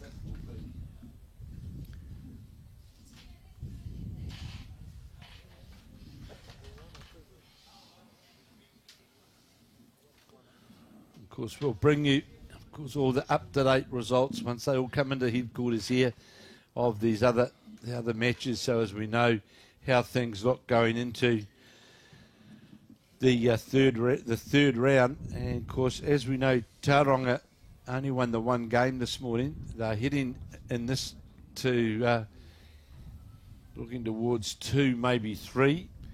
Yeah, we're looking on the other green there. That looks like John's down 14-12, and he's down a shot on the head there. So that game's very interesting, and it'll come down to that game again. So I was just mentioning a moment ago, though, the Peers game in this next round between Dan Dickinson, Lance Tasker, Shane Drabble and Steve Bicknell in counties could well come down to a pretty important... yeah, well, the counties one was always looking at the a great third round there for both teams there. And then, again, like with this team format, you never know until the last sort of few ends and last bowls, so... Yeah, we're going to be interesting third round here in the men's, and we'll let you know, of course, which game we're going to bring to you after we get sort of like those results come in. Just had a result come in now, and Manuera have won the singles over Frankton Junction. That's a big result, actually, 21 shots to 14. So Manuera Cosmopolitan Club, Roger Andrews playing the singles for them, has defeated William Bennett of Frankton Junction by 21 shots to 14. And Will had a very real game in the first round there, so another tight game. But again, just shows you the Manurewa Cosmopolitan Club. You know, they've been very consistent. Well, last year, of course, Drabble and Roger Andrew and David Clark, they were the Bowls 3-5, the televised event, and they were, they went pretty good. So here is Reed's right. On this, the 11th end, trailing 22-4 is Coromandel. He's trying to draw the shot down here, goes by, and it's a 1 to Coromandel, I think.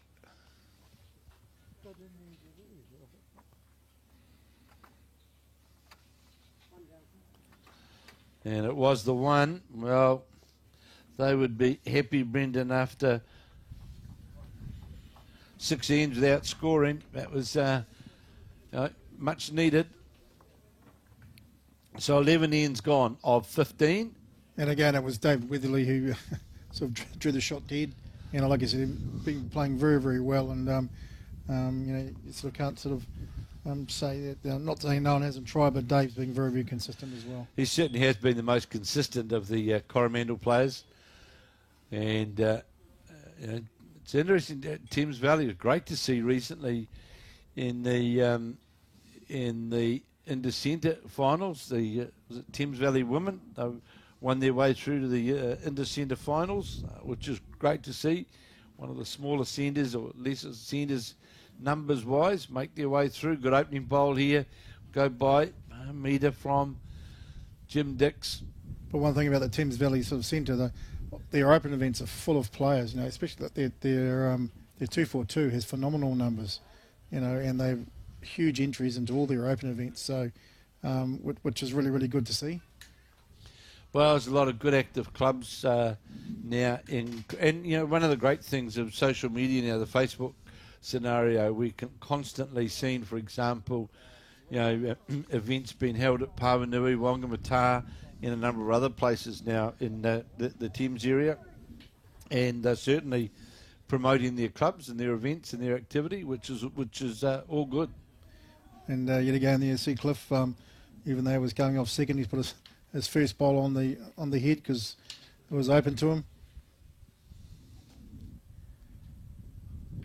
And like I said, he's played that hand exceptionally well, and obviously picked it early on in the piece and just kept on that same hand. And even he had to change hand once, he got close as well. So just shows you the level Cliff is currently at. Yeah, very impressive. Has the lead, Cliff Webber from the Tauranga Club. And it's an old story. He sends the bowl out to get a bowl for the bowl to finish. Coming back, does that again. Sits on the centre line. It's half a metre lower the jack, one on. And he's he's brought consistency to his game, that's for sure. And certainly made life difficult for Jim Dix, the lead. And we'll see whether Ernie Grocott can make amends. And is this going to get the weight to get all the way? No, it's not.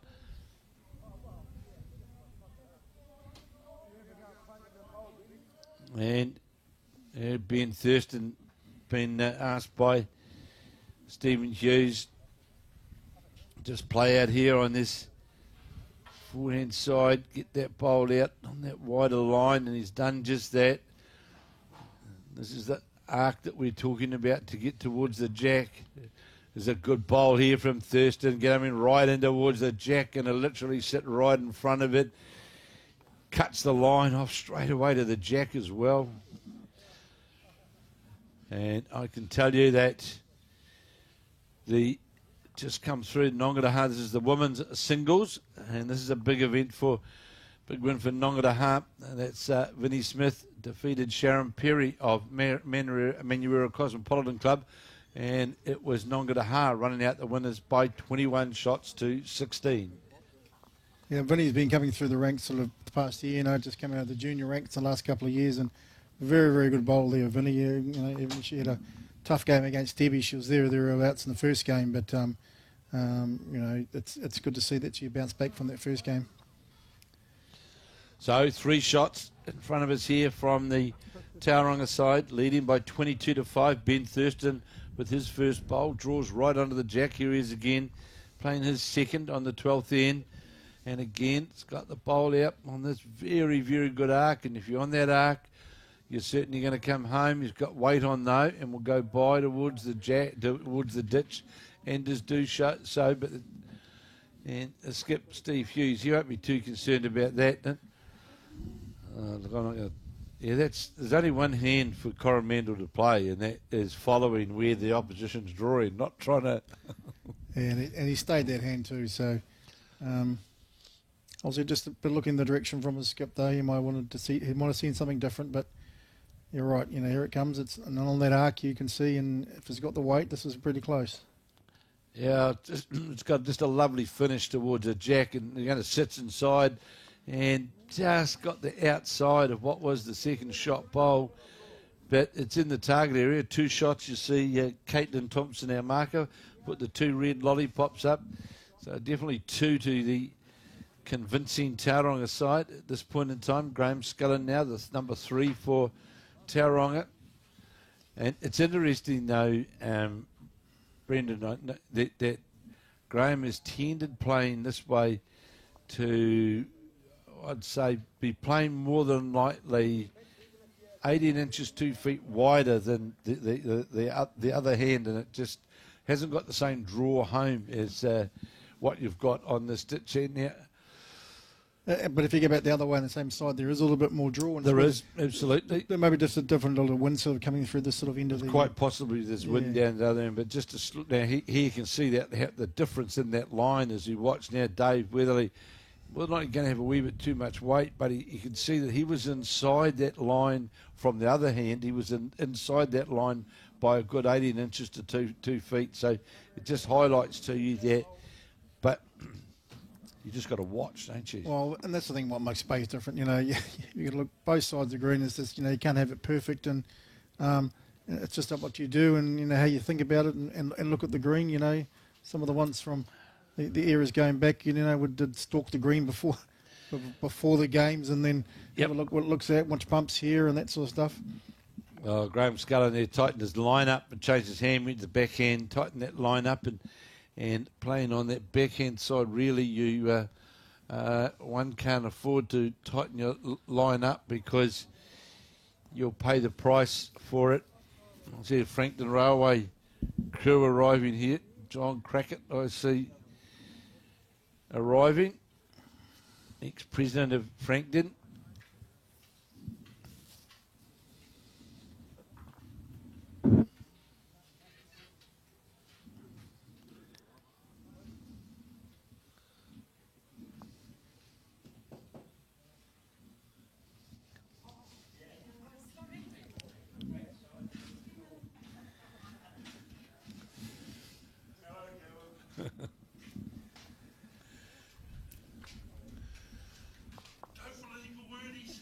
So, Steve Hughes now on the mat, definitely down. I can see the Cliff Webber bolt directly in behind the jack.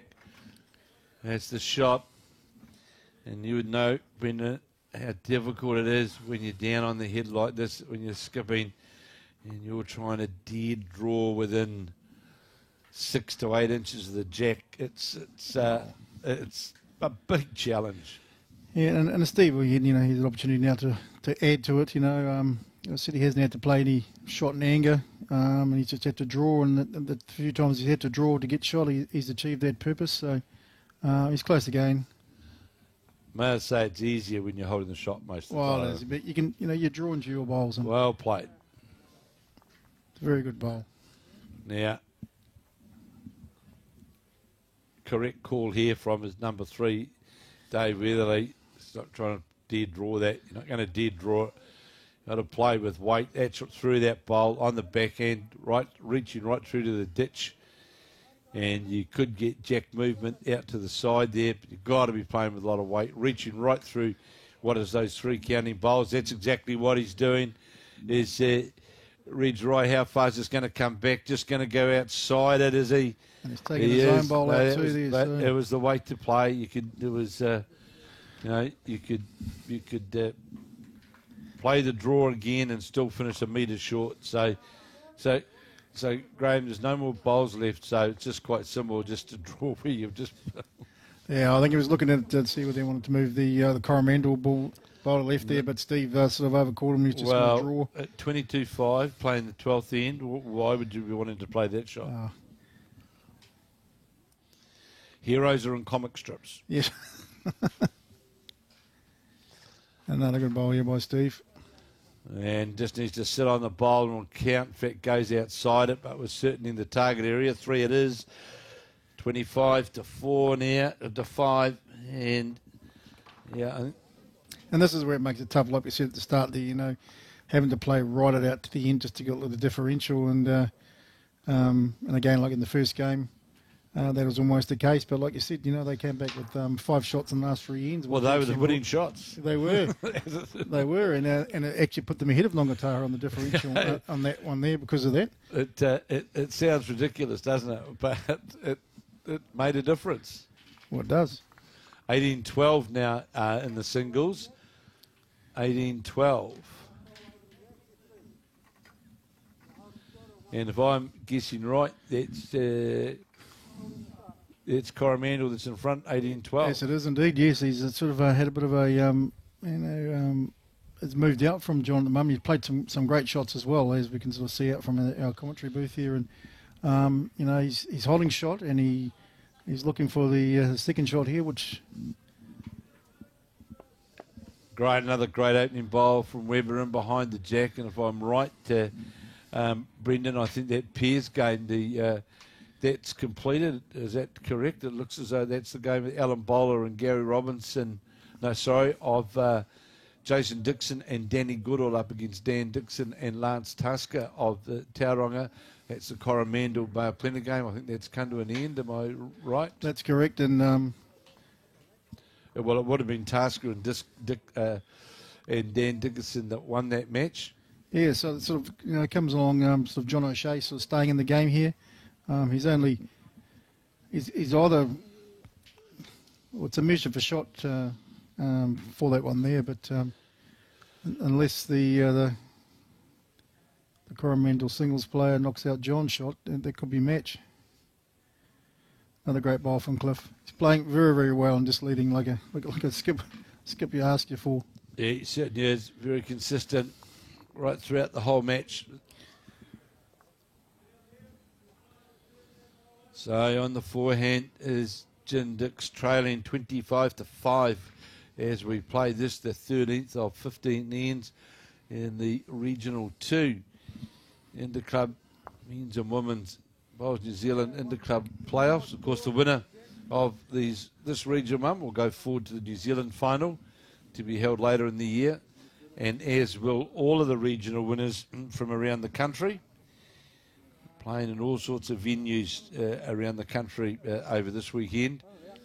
And we'll be in a position where we'll know who our finalists are for the Bowls New Zealand one of the Blue Ribbon events, the Interclub, and it has been played this year because of COVID under a different format. We haven't had all the centres gathered in one location for a weekend and played the whole event. We've had gone back to the old format whereby we played into the various regions around the countryside, and those regional winners then make their way through to the national final. And we've done that for both the Intercentre, which was held a few weeks ago, about 3 weeks ago, and the Interclub finals as well. Our next big event that we'll be bringing is, of course, the Bowls 3-5 finals, which we will be in Wellington on the 6th to 8th of May. We'll be bringing all the live action, and that, I can tell you, will be a full weekend. I know there's a lot of matches that we'll be covering, but we'll be bringing you all the live action from Nainai for the Bowls 3-5 finals. And then the Bay of Plenty representatives, like I said before, sort of Cliff playing this game, Angela and obviously our lollipop girl, Caitlin, and they won it a couple of weeks ago, which was great bowls for them. So they're off to Wellington, and they're very excited from what I understand. So they won the Bowls 3-5 final here for Bay of Plenty. Yeah, they did. Played very, very well. Great concept, lots of entries of the teams. They were wrapped, obviously. Yeah, well, Bowls 3-5, any shadow of doubt, has certainly seen. It's certainly seen a lot more activity, and it's interesting, isn't it, that here we are. Bowls 3-5 is one of our flagship events now. And the brainwave of it came from a guy who came from Auckland Cricket, not from the Bowls fraternity at all. Oh, well. And it's worked for what it was set out to do.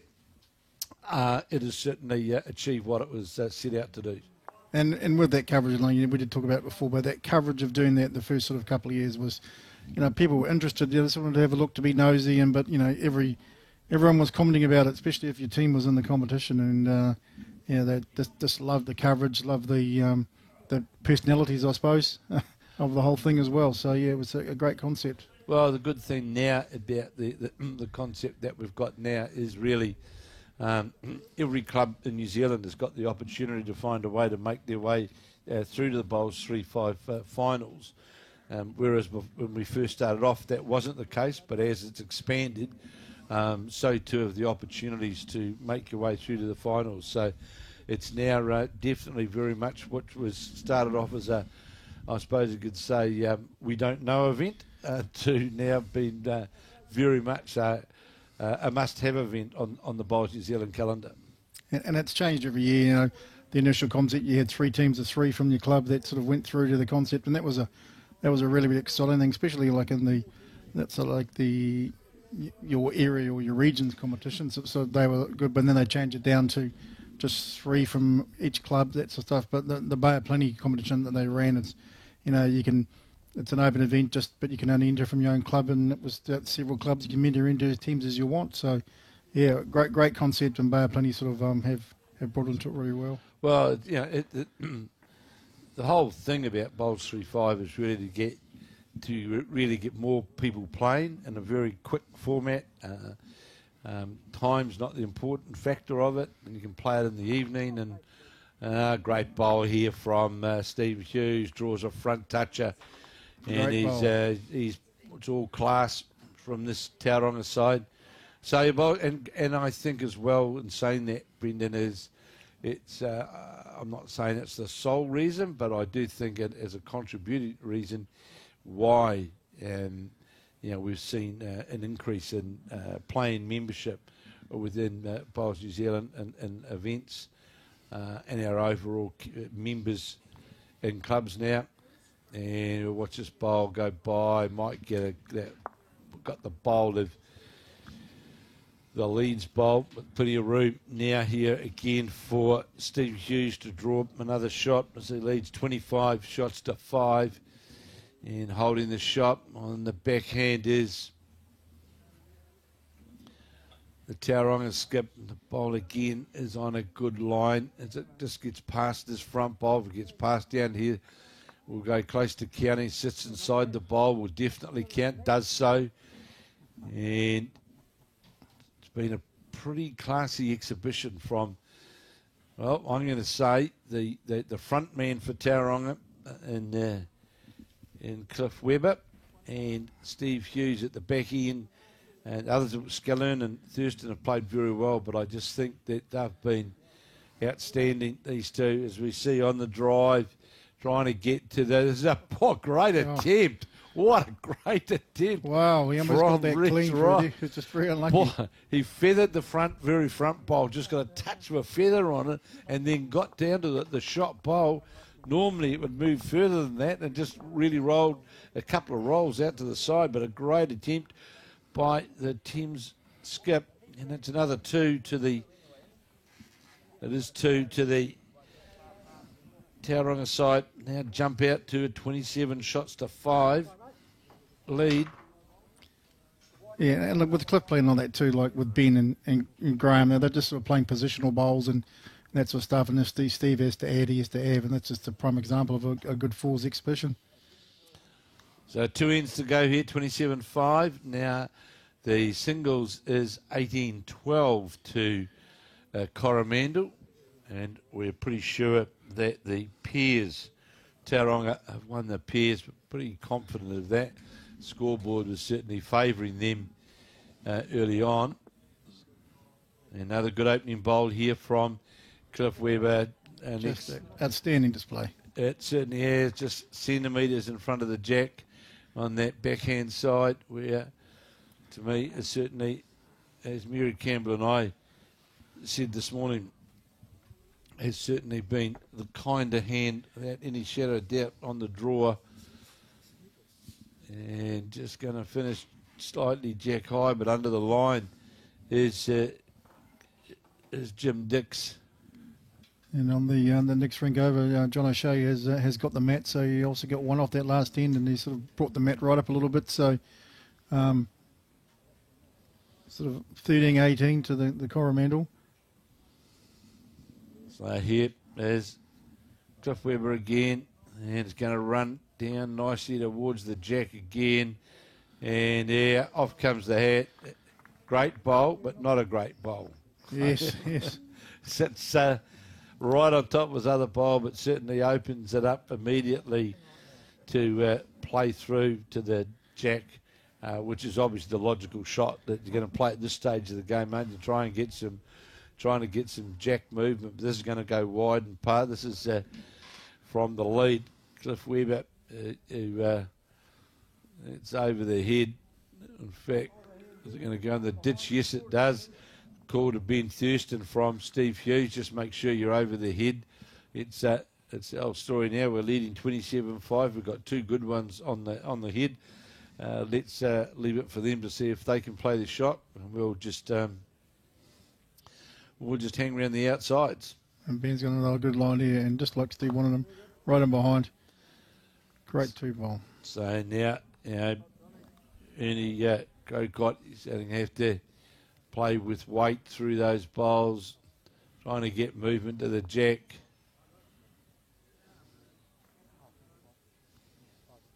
Interesting, endeavouring to try and do it on that hand.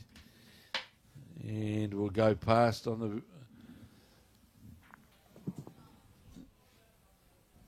And does so. Goes to the 2 metre mark. Just sits inside the Ben Thurston bowl, which is in behind the head. Thurston again, he'll just endeavour to get another bowl over the head. No sense in trying to draw another one. This might come right back to the centre line, but not going to quite make the centre line, but certainly makes that shot, that run shot. It's only really now a one-hand chance now, because the bowl of Thurston's really cuts that line off. Oh, it's out of the hand. I think it's well under the line. You can see that very early on in the piece. Yeah, and it has been difficult, seeing those bowls of Cliffs there the entire match there, it can get you down a bit, but, he's got to have played them. The other team's playing them. The other members are playing them as well. So I think Tauranga just sort of, need to concentrate and go through to the 15 ends, because it's going to be a big third round match, because the singles game will come down to the wire, I think.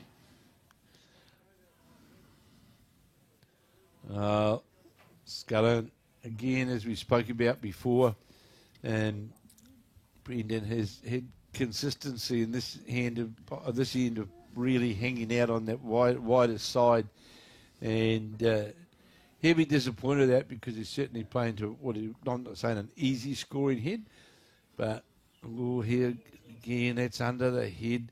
It's the old danger of trying to steer the bowl to the line rather than putting the bowl out to come back to the centre line. And you can see, you steer it out of the hand, you can see very quickly there that bowl of Dave Weatherly, who's been pretty consistent throughout this game. The minute you move your hand inwards, which he just did there, not with weight, you're certainly going to pay the price. And there again, Graham sort of holding out on that sort of hand there and extra weight there, just wanting to get one behind, just leaving the head alone. This looks a better line. It's a better line here from Dave Weatherly, trying to get down to the jack or the counting bowl. It's just going to go by, but it was only a bowl away really. His line was pretty good to where he needed to be. 18-13 in the singles. That's Colin Gorworth up against. He's playing against O'Shea, playing John O'Shea. 18-13 in the race to 21. And as we say, we're pretty confident that Tauranga have already won the pairs. And we know in the Manurewa game, Manurewa versus Frankton, we know that the singles was won by Manurewa. Hughes playing that forehand again, and he's playing with very good weight here. A little bit heavier this time probably, but still should come back near the back. And this last round we will see Tauranga playing Manurewa, which we'll do the count up shortly, but I'm of the opinion that the winner of this Intercentre regional will come out of that match. Remembering, of course, Manurewa in their first round this morning. And that was a great bowl then. And it got that movement that we were talking about. They had the kill, so they'll sort of return back up there again. And, of course, in that first round this morning, Manurewa had a 2-1 win over Coromandel. Tauranga had a 2-1 defeat to Frankton Junction. And, of course, right now, Manurewa are playing Frankton Junction. So, it's and we know that Frankton Junction have lost we know that they lost the singles, and I can see in the pairs game over there it's 14-11, but I'm not going to try and hazard a guess who's in front because well, we can tell off those cards over here. This might be able to tell us who's on the top of the board, and if I'm guessing rightly on that premise, it's Frankton Railway that are on top of the board. Would you agree? Yeah, I wouldn't hesitate to guess there. Sort of the Frankton Junction sort of. But again, right, it'll come down to we'll see who's got the mat there. It's Frankton Junction that have got the mat, and they just scored. So that game could well come down to who won the fours game between Frankton Railway and Manurewa, knowing, of course, that Tauranga play Manurewa in the next round. Well, see, if Frankton Junction get 2 games there, they go to the top and they play Coromandel they play Coromandel in the first.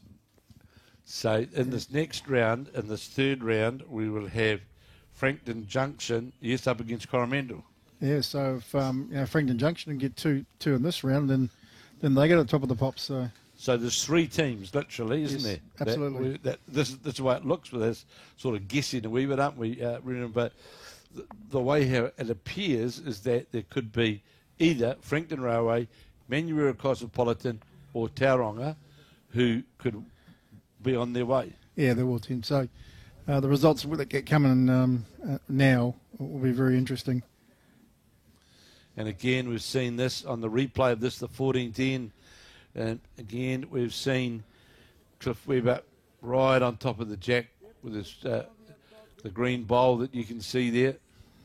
And the good thing about this, of course, Brendan, it allows the skipper to allow Stephen Hughes to sort of, choose how we're going to build the head from here when you've got the bowls like right on top of it, as we've seen.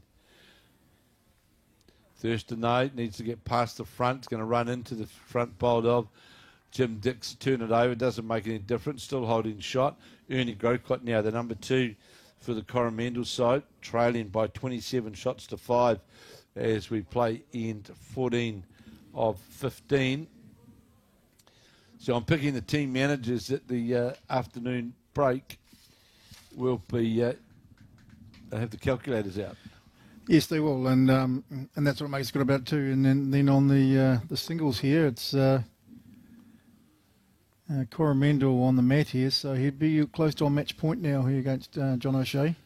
Just wait for Stephen Beale, who's the marker on that match, to change the board, which he's about to do. And I think it's 20. Yep, it's 20, so it's all but 2013.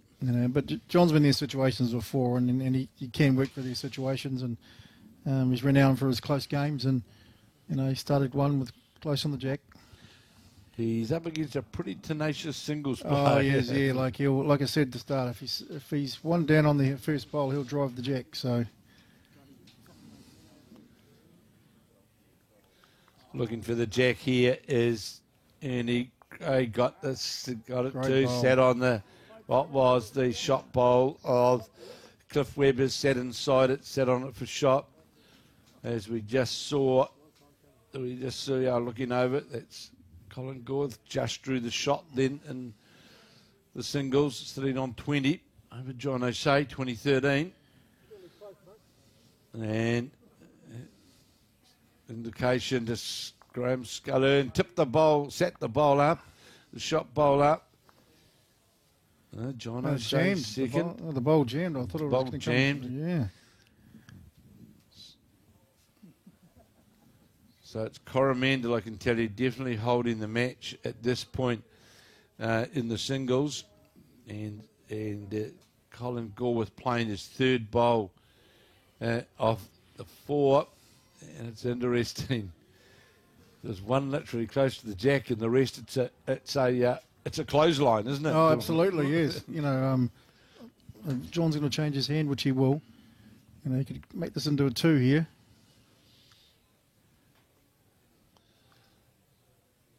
So Graham Scullern trying to play that same pressing shot down through the head, but he's going to be under the head. And Stephen Beale, I can see the marker in the singles looking closely at that O'Shea bowl, and I reckon that's the shot from where I'm sitting. I'm not going to say one or the other because I'm a long way away. But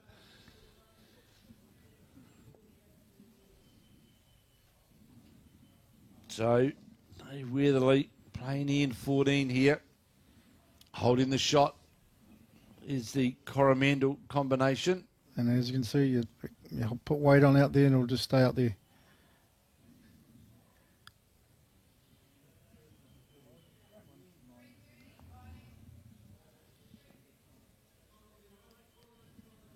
So Skips changeover on this, the 14th of 15 ends in this Interclub Region 2 playoff. We've got in the women, Hinuera, Nongataha, Thames Coast, and the Manurewa Cosmopolitan. And in the men's, we've got Frankton Junction, Tauranga, Manurewa Cosmopolitan, and Coromandel. And I just see 2 shots would be there to John O'Shea. We'll just wait and see. It looked like 2. Drew a toucher with out comes 1, out comes 2. That takes it to 2015. So, like I said, John always involved himself in these sort of tight sort of matches. So, it'll be interesting sort of coming home.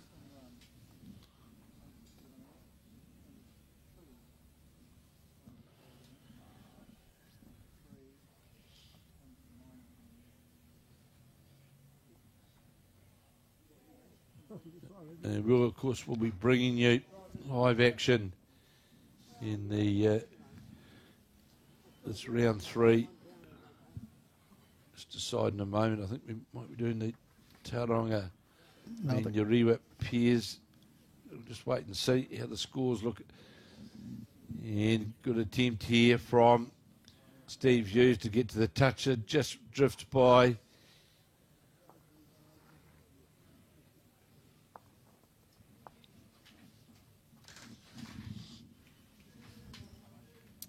So here's Ray Wright holding shot, trying to draw to the head, make another shot of it. Holding 1, not going to, falls into the front bowls. It'll be a 1, I would say. To see everyone, it is 1. So now we come to the last end here in this 15-end playoff, where it is 27-6. 27-6 to the Tauranga side, with Cliff Webber leading, Ben Thurston, Graham Scullern, and Stephen Hughes, up against the Coromandel side of Jim Dix, Ernie Grocott, Dave Weatherly, and Ray Wright here at Te Puke. Absolutely perfect conditions here, and not really any wind at all at present. Just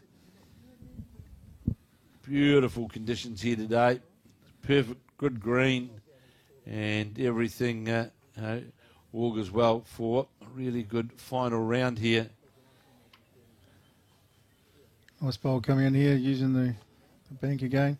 But yeah, and it has been impressive by the Tauranga team, and they'll be happy. That they've had 2 sort of good wins, and all they need to do is just keep winning and just see what happens in that 3rd round, which will be a very exciting match.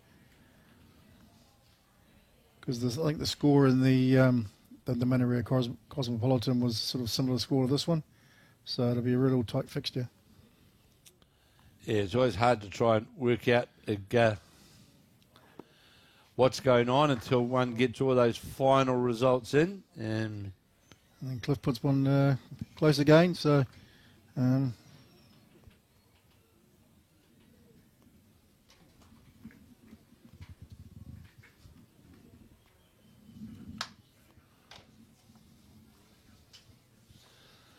So, a big thank you to the Te Puke Bowling Club, who have certainly done a wonderful job and been really accommodating to all of us to make sure that Tamara and the team that we can bring to you this live coverage, of course, which you can watch either on the Te Puke Bowling Club website, Bowls New Zealand website, on other various platforms, as well all the events right throughout this summer, as we just see this continuation of these line bowls of Cliff Webber's just sort of crawl their way towards the jack, the green bowls with the red stickers, and he's been absolutely outstanding in this match today. He hasn't had it.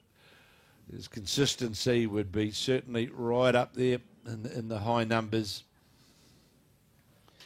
If we use the old thing of playing, playing within the metre, well, he's certainly done that. And I can tell you, as I look over at the singles, at a guess from my point of view, it's John O'Shea who's holding the shot. And behind the jack, Colin Gorworth trying to draw the shot and make match of it. By goodness, he might. Has he got the weight? No, he hasn't. It's just going to come under the. It's still a measure for the 2 shots though. So.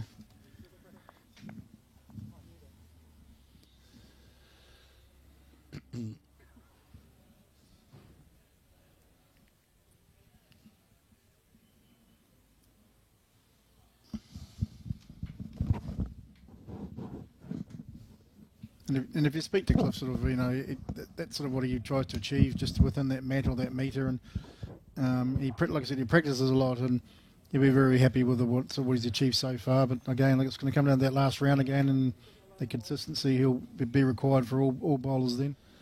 Well, that's when that consistency really counts, doesn't it? So here's Thurston again, playing his second bowl on this, the 15th and last end. This 4's the Regional 2 zone playoffs here at Te Puke. As we see this John O'Shea bowl just going to just nipped under the head. Jack level, Colin Gorworth coming up to have a look. As Brendan rightly said, certainly looks like a measure from where I'm sitting here.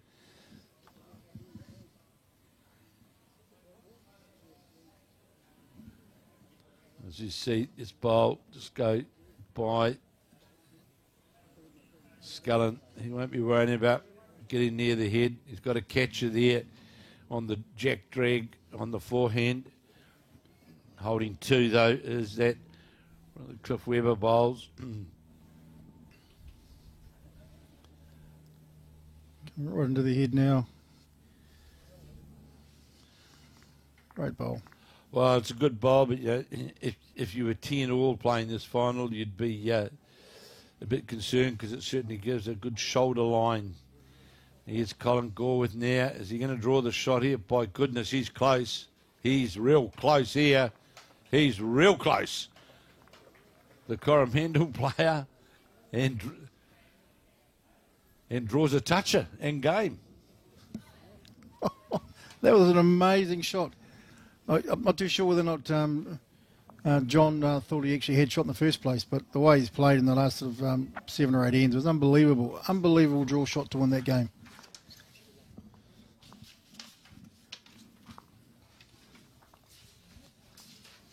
So we can safely say now that we're 90% sure that Tauranga have won the pairs, and Coromandel would have won the singles by 21 shots to 15, if my maths is right. Is that right, Brendan? I think so. Yeah, and the thing about it with the system they're playing, it's the games, to win the matches, and so looks like Tauranga will get 4 points for the game points, and it'll just be back down to the match points and see what happens in the third round. So they've come out in the plus there. Tauranga have.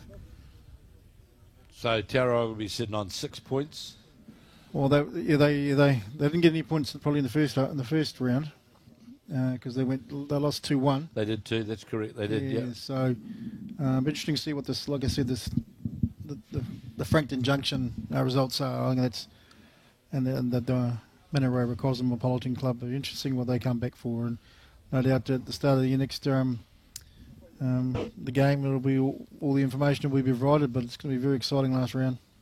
Certainly will, and I think so too of the women's, because it might be that draw we saw this morning in that women's fours first round with Hinuera this morning up against Nongataha, that could actually have quite a bearing going into this last round of not knowing, of course, because the women are playing down the other green, so can't at this point update you on what's happened there, but we will as soon as they come to us, and then we'll give you a full update on all the activity of both the men and the women as we go into round 3 here, the final round of this, the Region 2 in the club playoffs. And one of the representatives here from Te Puke's just taken my sheets away to update some of the results, which will be good to get. Then we'll have a bit of an idea of what's going on. Of course, we've got the unknown.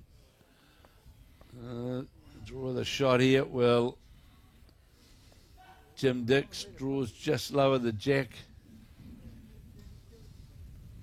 That was a great shot from Jim there, and good on him actually just to get the shot close.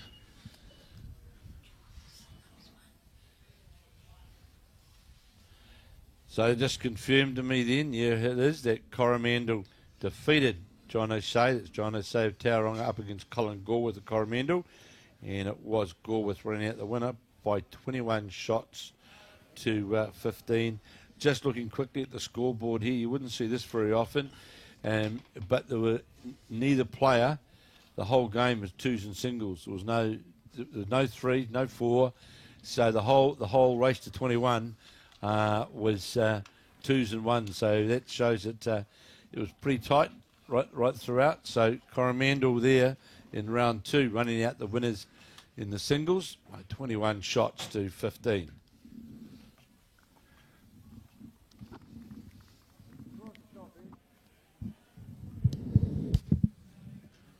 So Ben Thurston now on the mat as we see the replay. 2 kills in this match to date. The replay of this, the 15th and final end, leading 27-6 is the Tauranga side, with the shot, in fact, being held by Coromandel. And Thurston will just go by the counting bowl, that being that of Jim Dix, the lead. Certainly his bowl shot.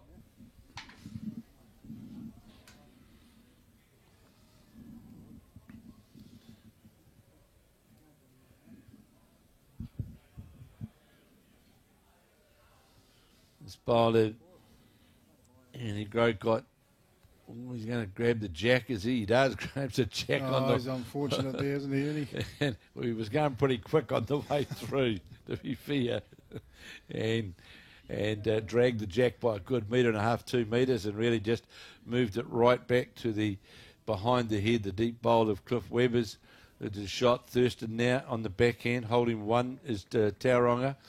And Ben Thurston's got the bowl out on that nice arc towards the jack, already been applauded by Stephen Hughes as it breaks down towards the head, and certainly he's going to be rewarded, and draws a front touch up. Great ball from Ben. He put it out there. The jack had changed off where it was, and he just adjusted accordingly. Well, good thing about that hand, to be fair, Brendan, if you send the bowl out, you're going to you'll get a result. You'll get a reward at the finish. So Weatherly now trying to play with weight, trying to get down to the 2 bowls, and he got the double cannon, and it's dead again. And well, this will be. I think they'll take the bowls back one there, the lower end, so they can come back here, so they're closer to the glove rooms. But that hasn't usually helped them. So there was a well-played bowl, though, to be fair, by Weatherly. He great got bowl. the inside of what was the third shot, ran a second shot, and veered across and got the toucher, which is the Ben Thurston front toucher. Moved that out of the head, but at the same time moved the jack as well and moved it out behind the confines of the ring, and in fact got killed. So at this ends now. Had two ends in a row now. That the last end, the 15th end, has been killed. And as Brendan rightly said, we'll I think we're in for a pretty tight finish at the end here. And is it Tauranga, man? Just do you want to do the commentary? That guy? Oh no. Just he was obviously hungry.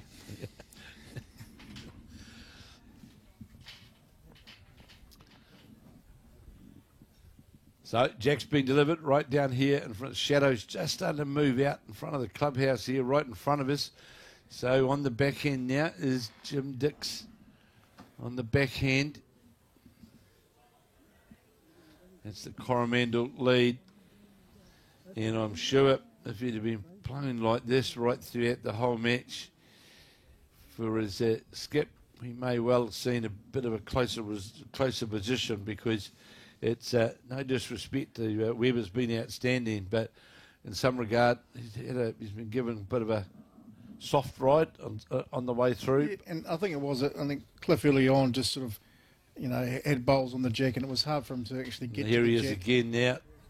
And when he draw the shot, just comes in behind Daz Weber. But, the good thing about that is it doesn't really matter if it's shot. You know very well that you're not going to drop a number, because it's about bowls around the head. And he's done that right throughout the game, as now Jim Dix. And he's got another good bowl here with his second on this, the 15th end. He'd be happy with this bowl, is that? Very good bowl, Jim. Yeah, well played. It sits in, just inside. Right on the centre line, on the backhand now is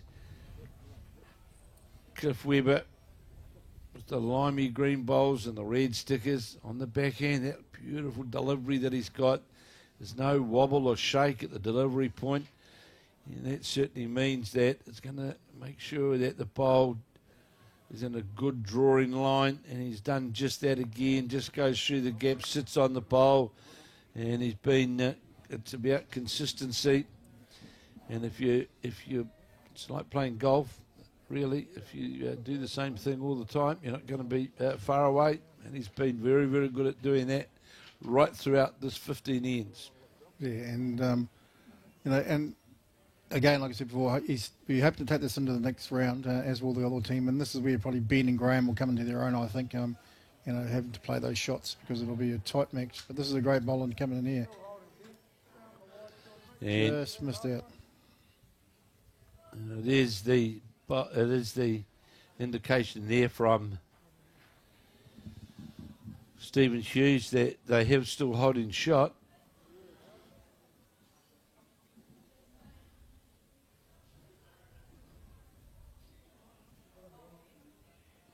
And great bowl, sits on the Thurston, sits right on the bowl, makes two shots of it.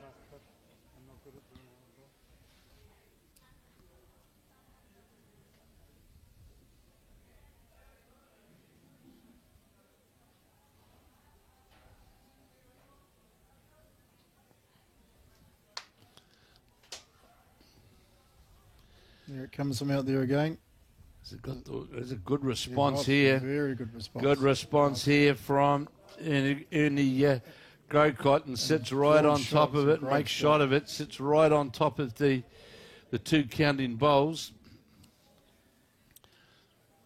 Thurston again now. There's 1, 2, 3, 5, 6. So those 7 bowls are all within 1.5 metres, 2 metres. So all players in this particular end really, Brendan, have been very, very consistent, as is this bowler. Thurston's just going to fall over. In fact, will be third shot, but it's only about 18 inches behind the jack. So certainly seen.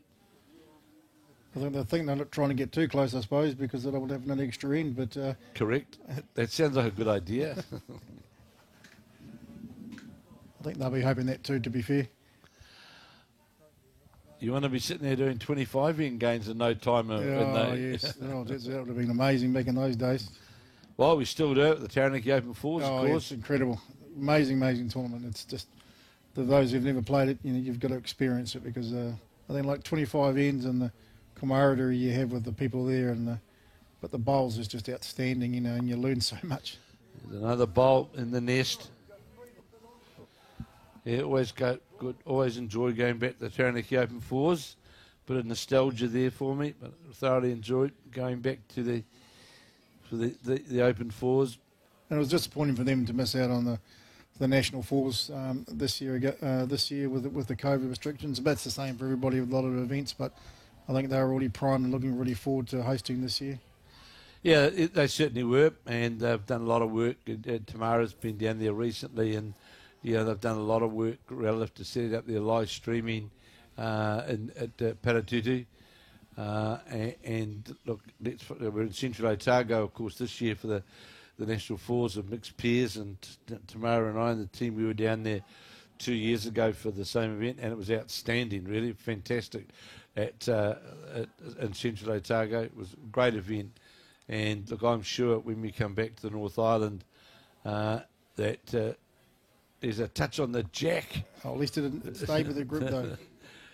To Ben Thurston. So I'm sure in a couple of years' time, when we come back to the North Island, that there would be, I'd say, that Taranaki would definitely be one of the venues that would be very much in line to have to hold again the postponed event or cancelled event. I think what was great was New Zealand Bowls added the mixed pairs to that. The numbers that entered there were phenomenal, weren't they? Well, it's interesting now you can say that, Brennan, because when it was first mooted that we were going to do it, that Bowls New Zealand were going to do it, and I was talking to Mark about it before the entries even opened, and I'll put my hand up. I had reservations playing right down there at the bottom of the South Island, what it would look like.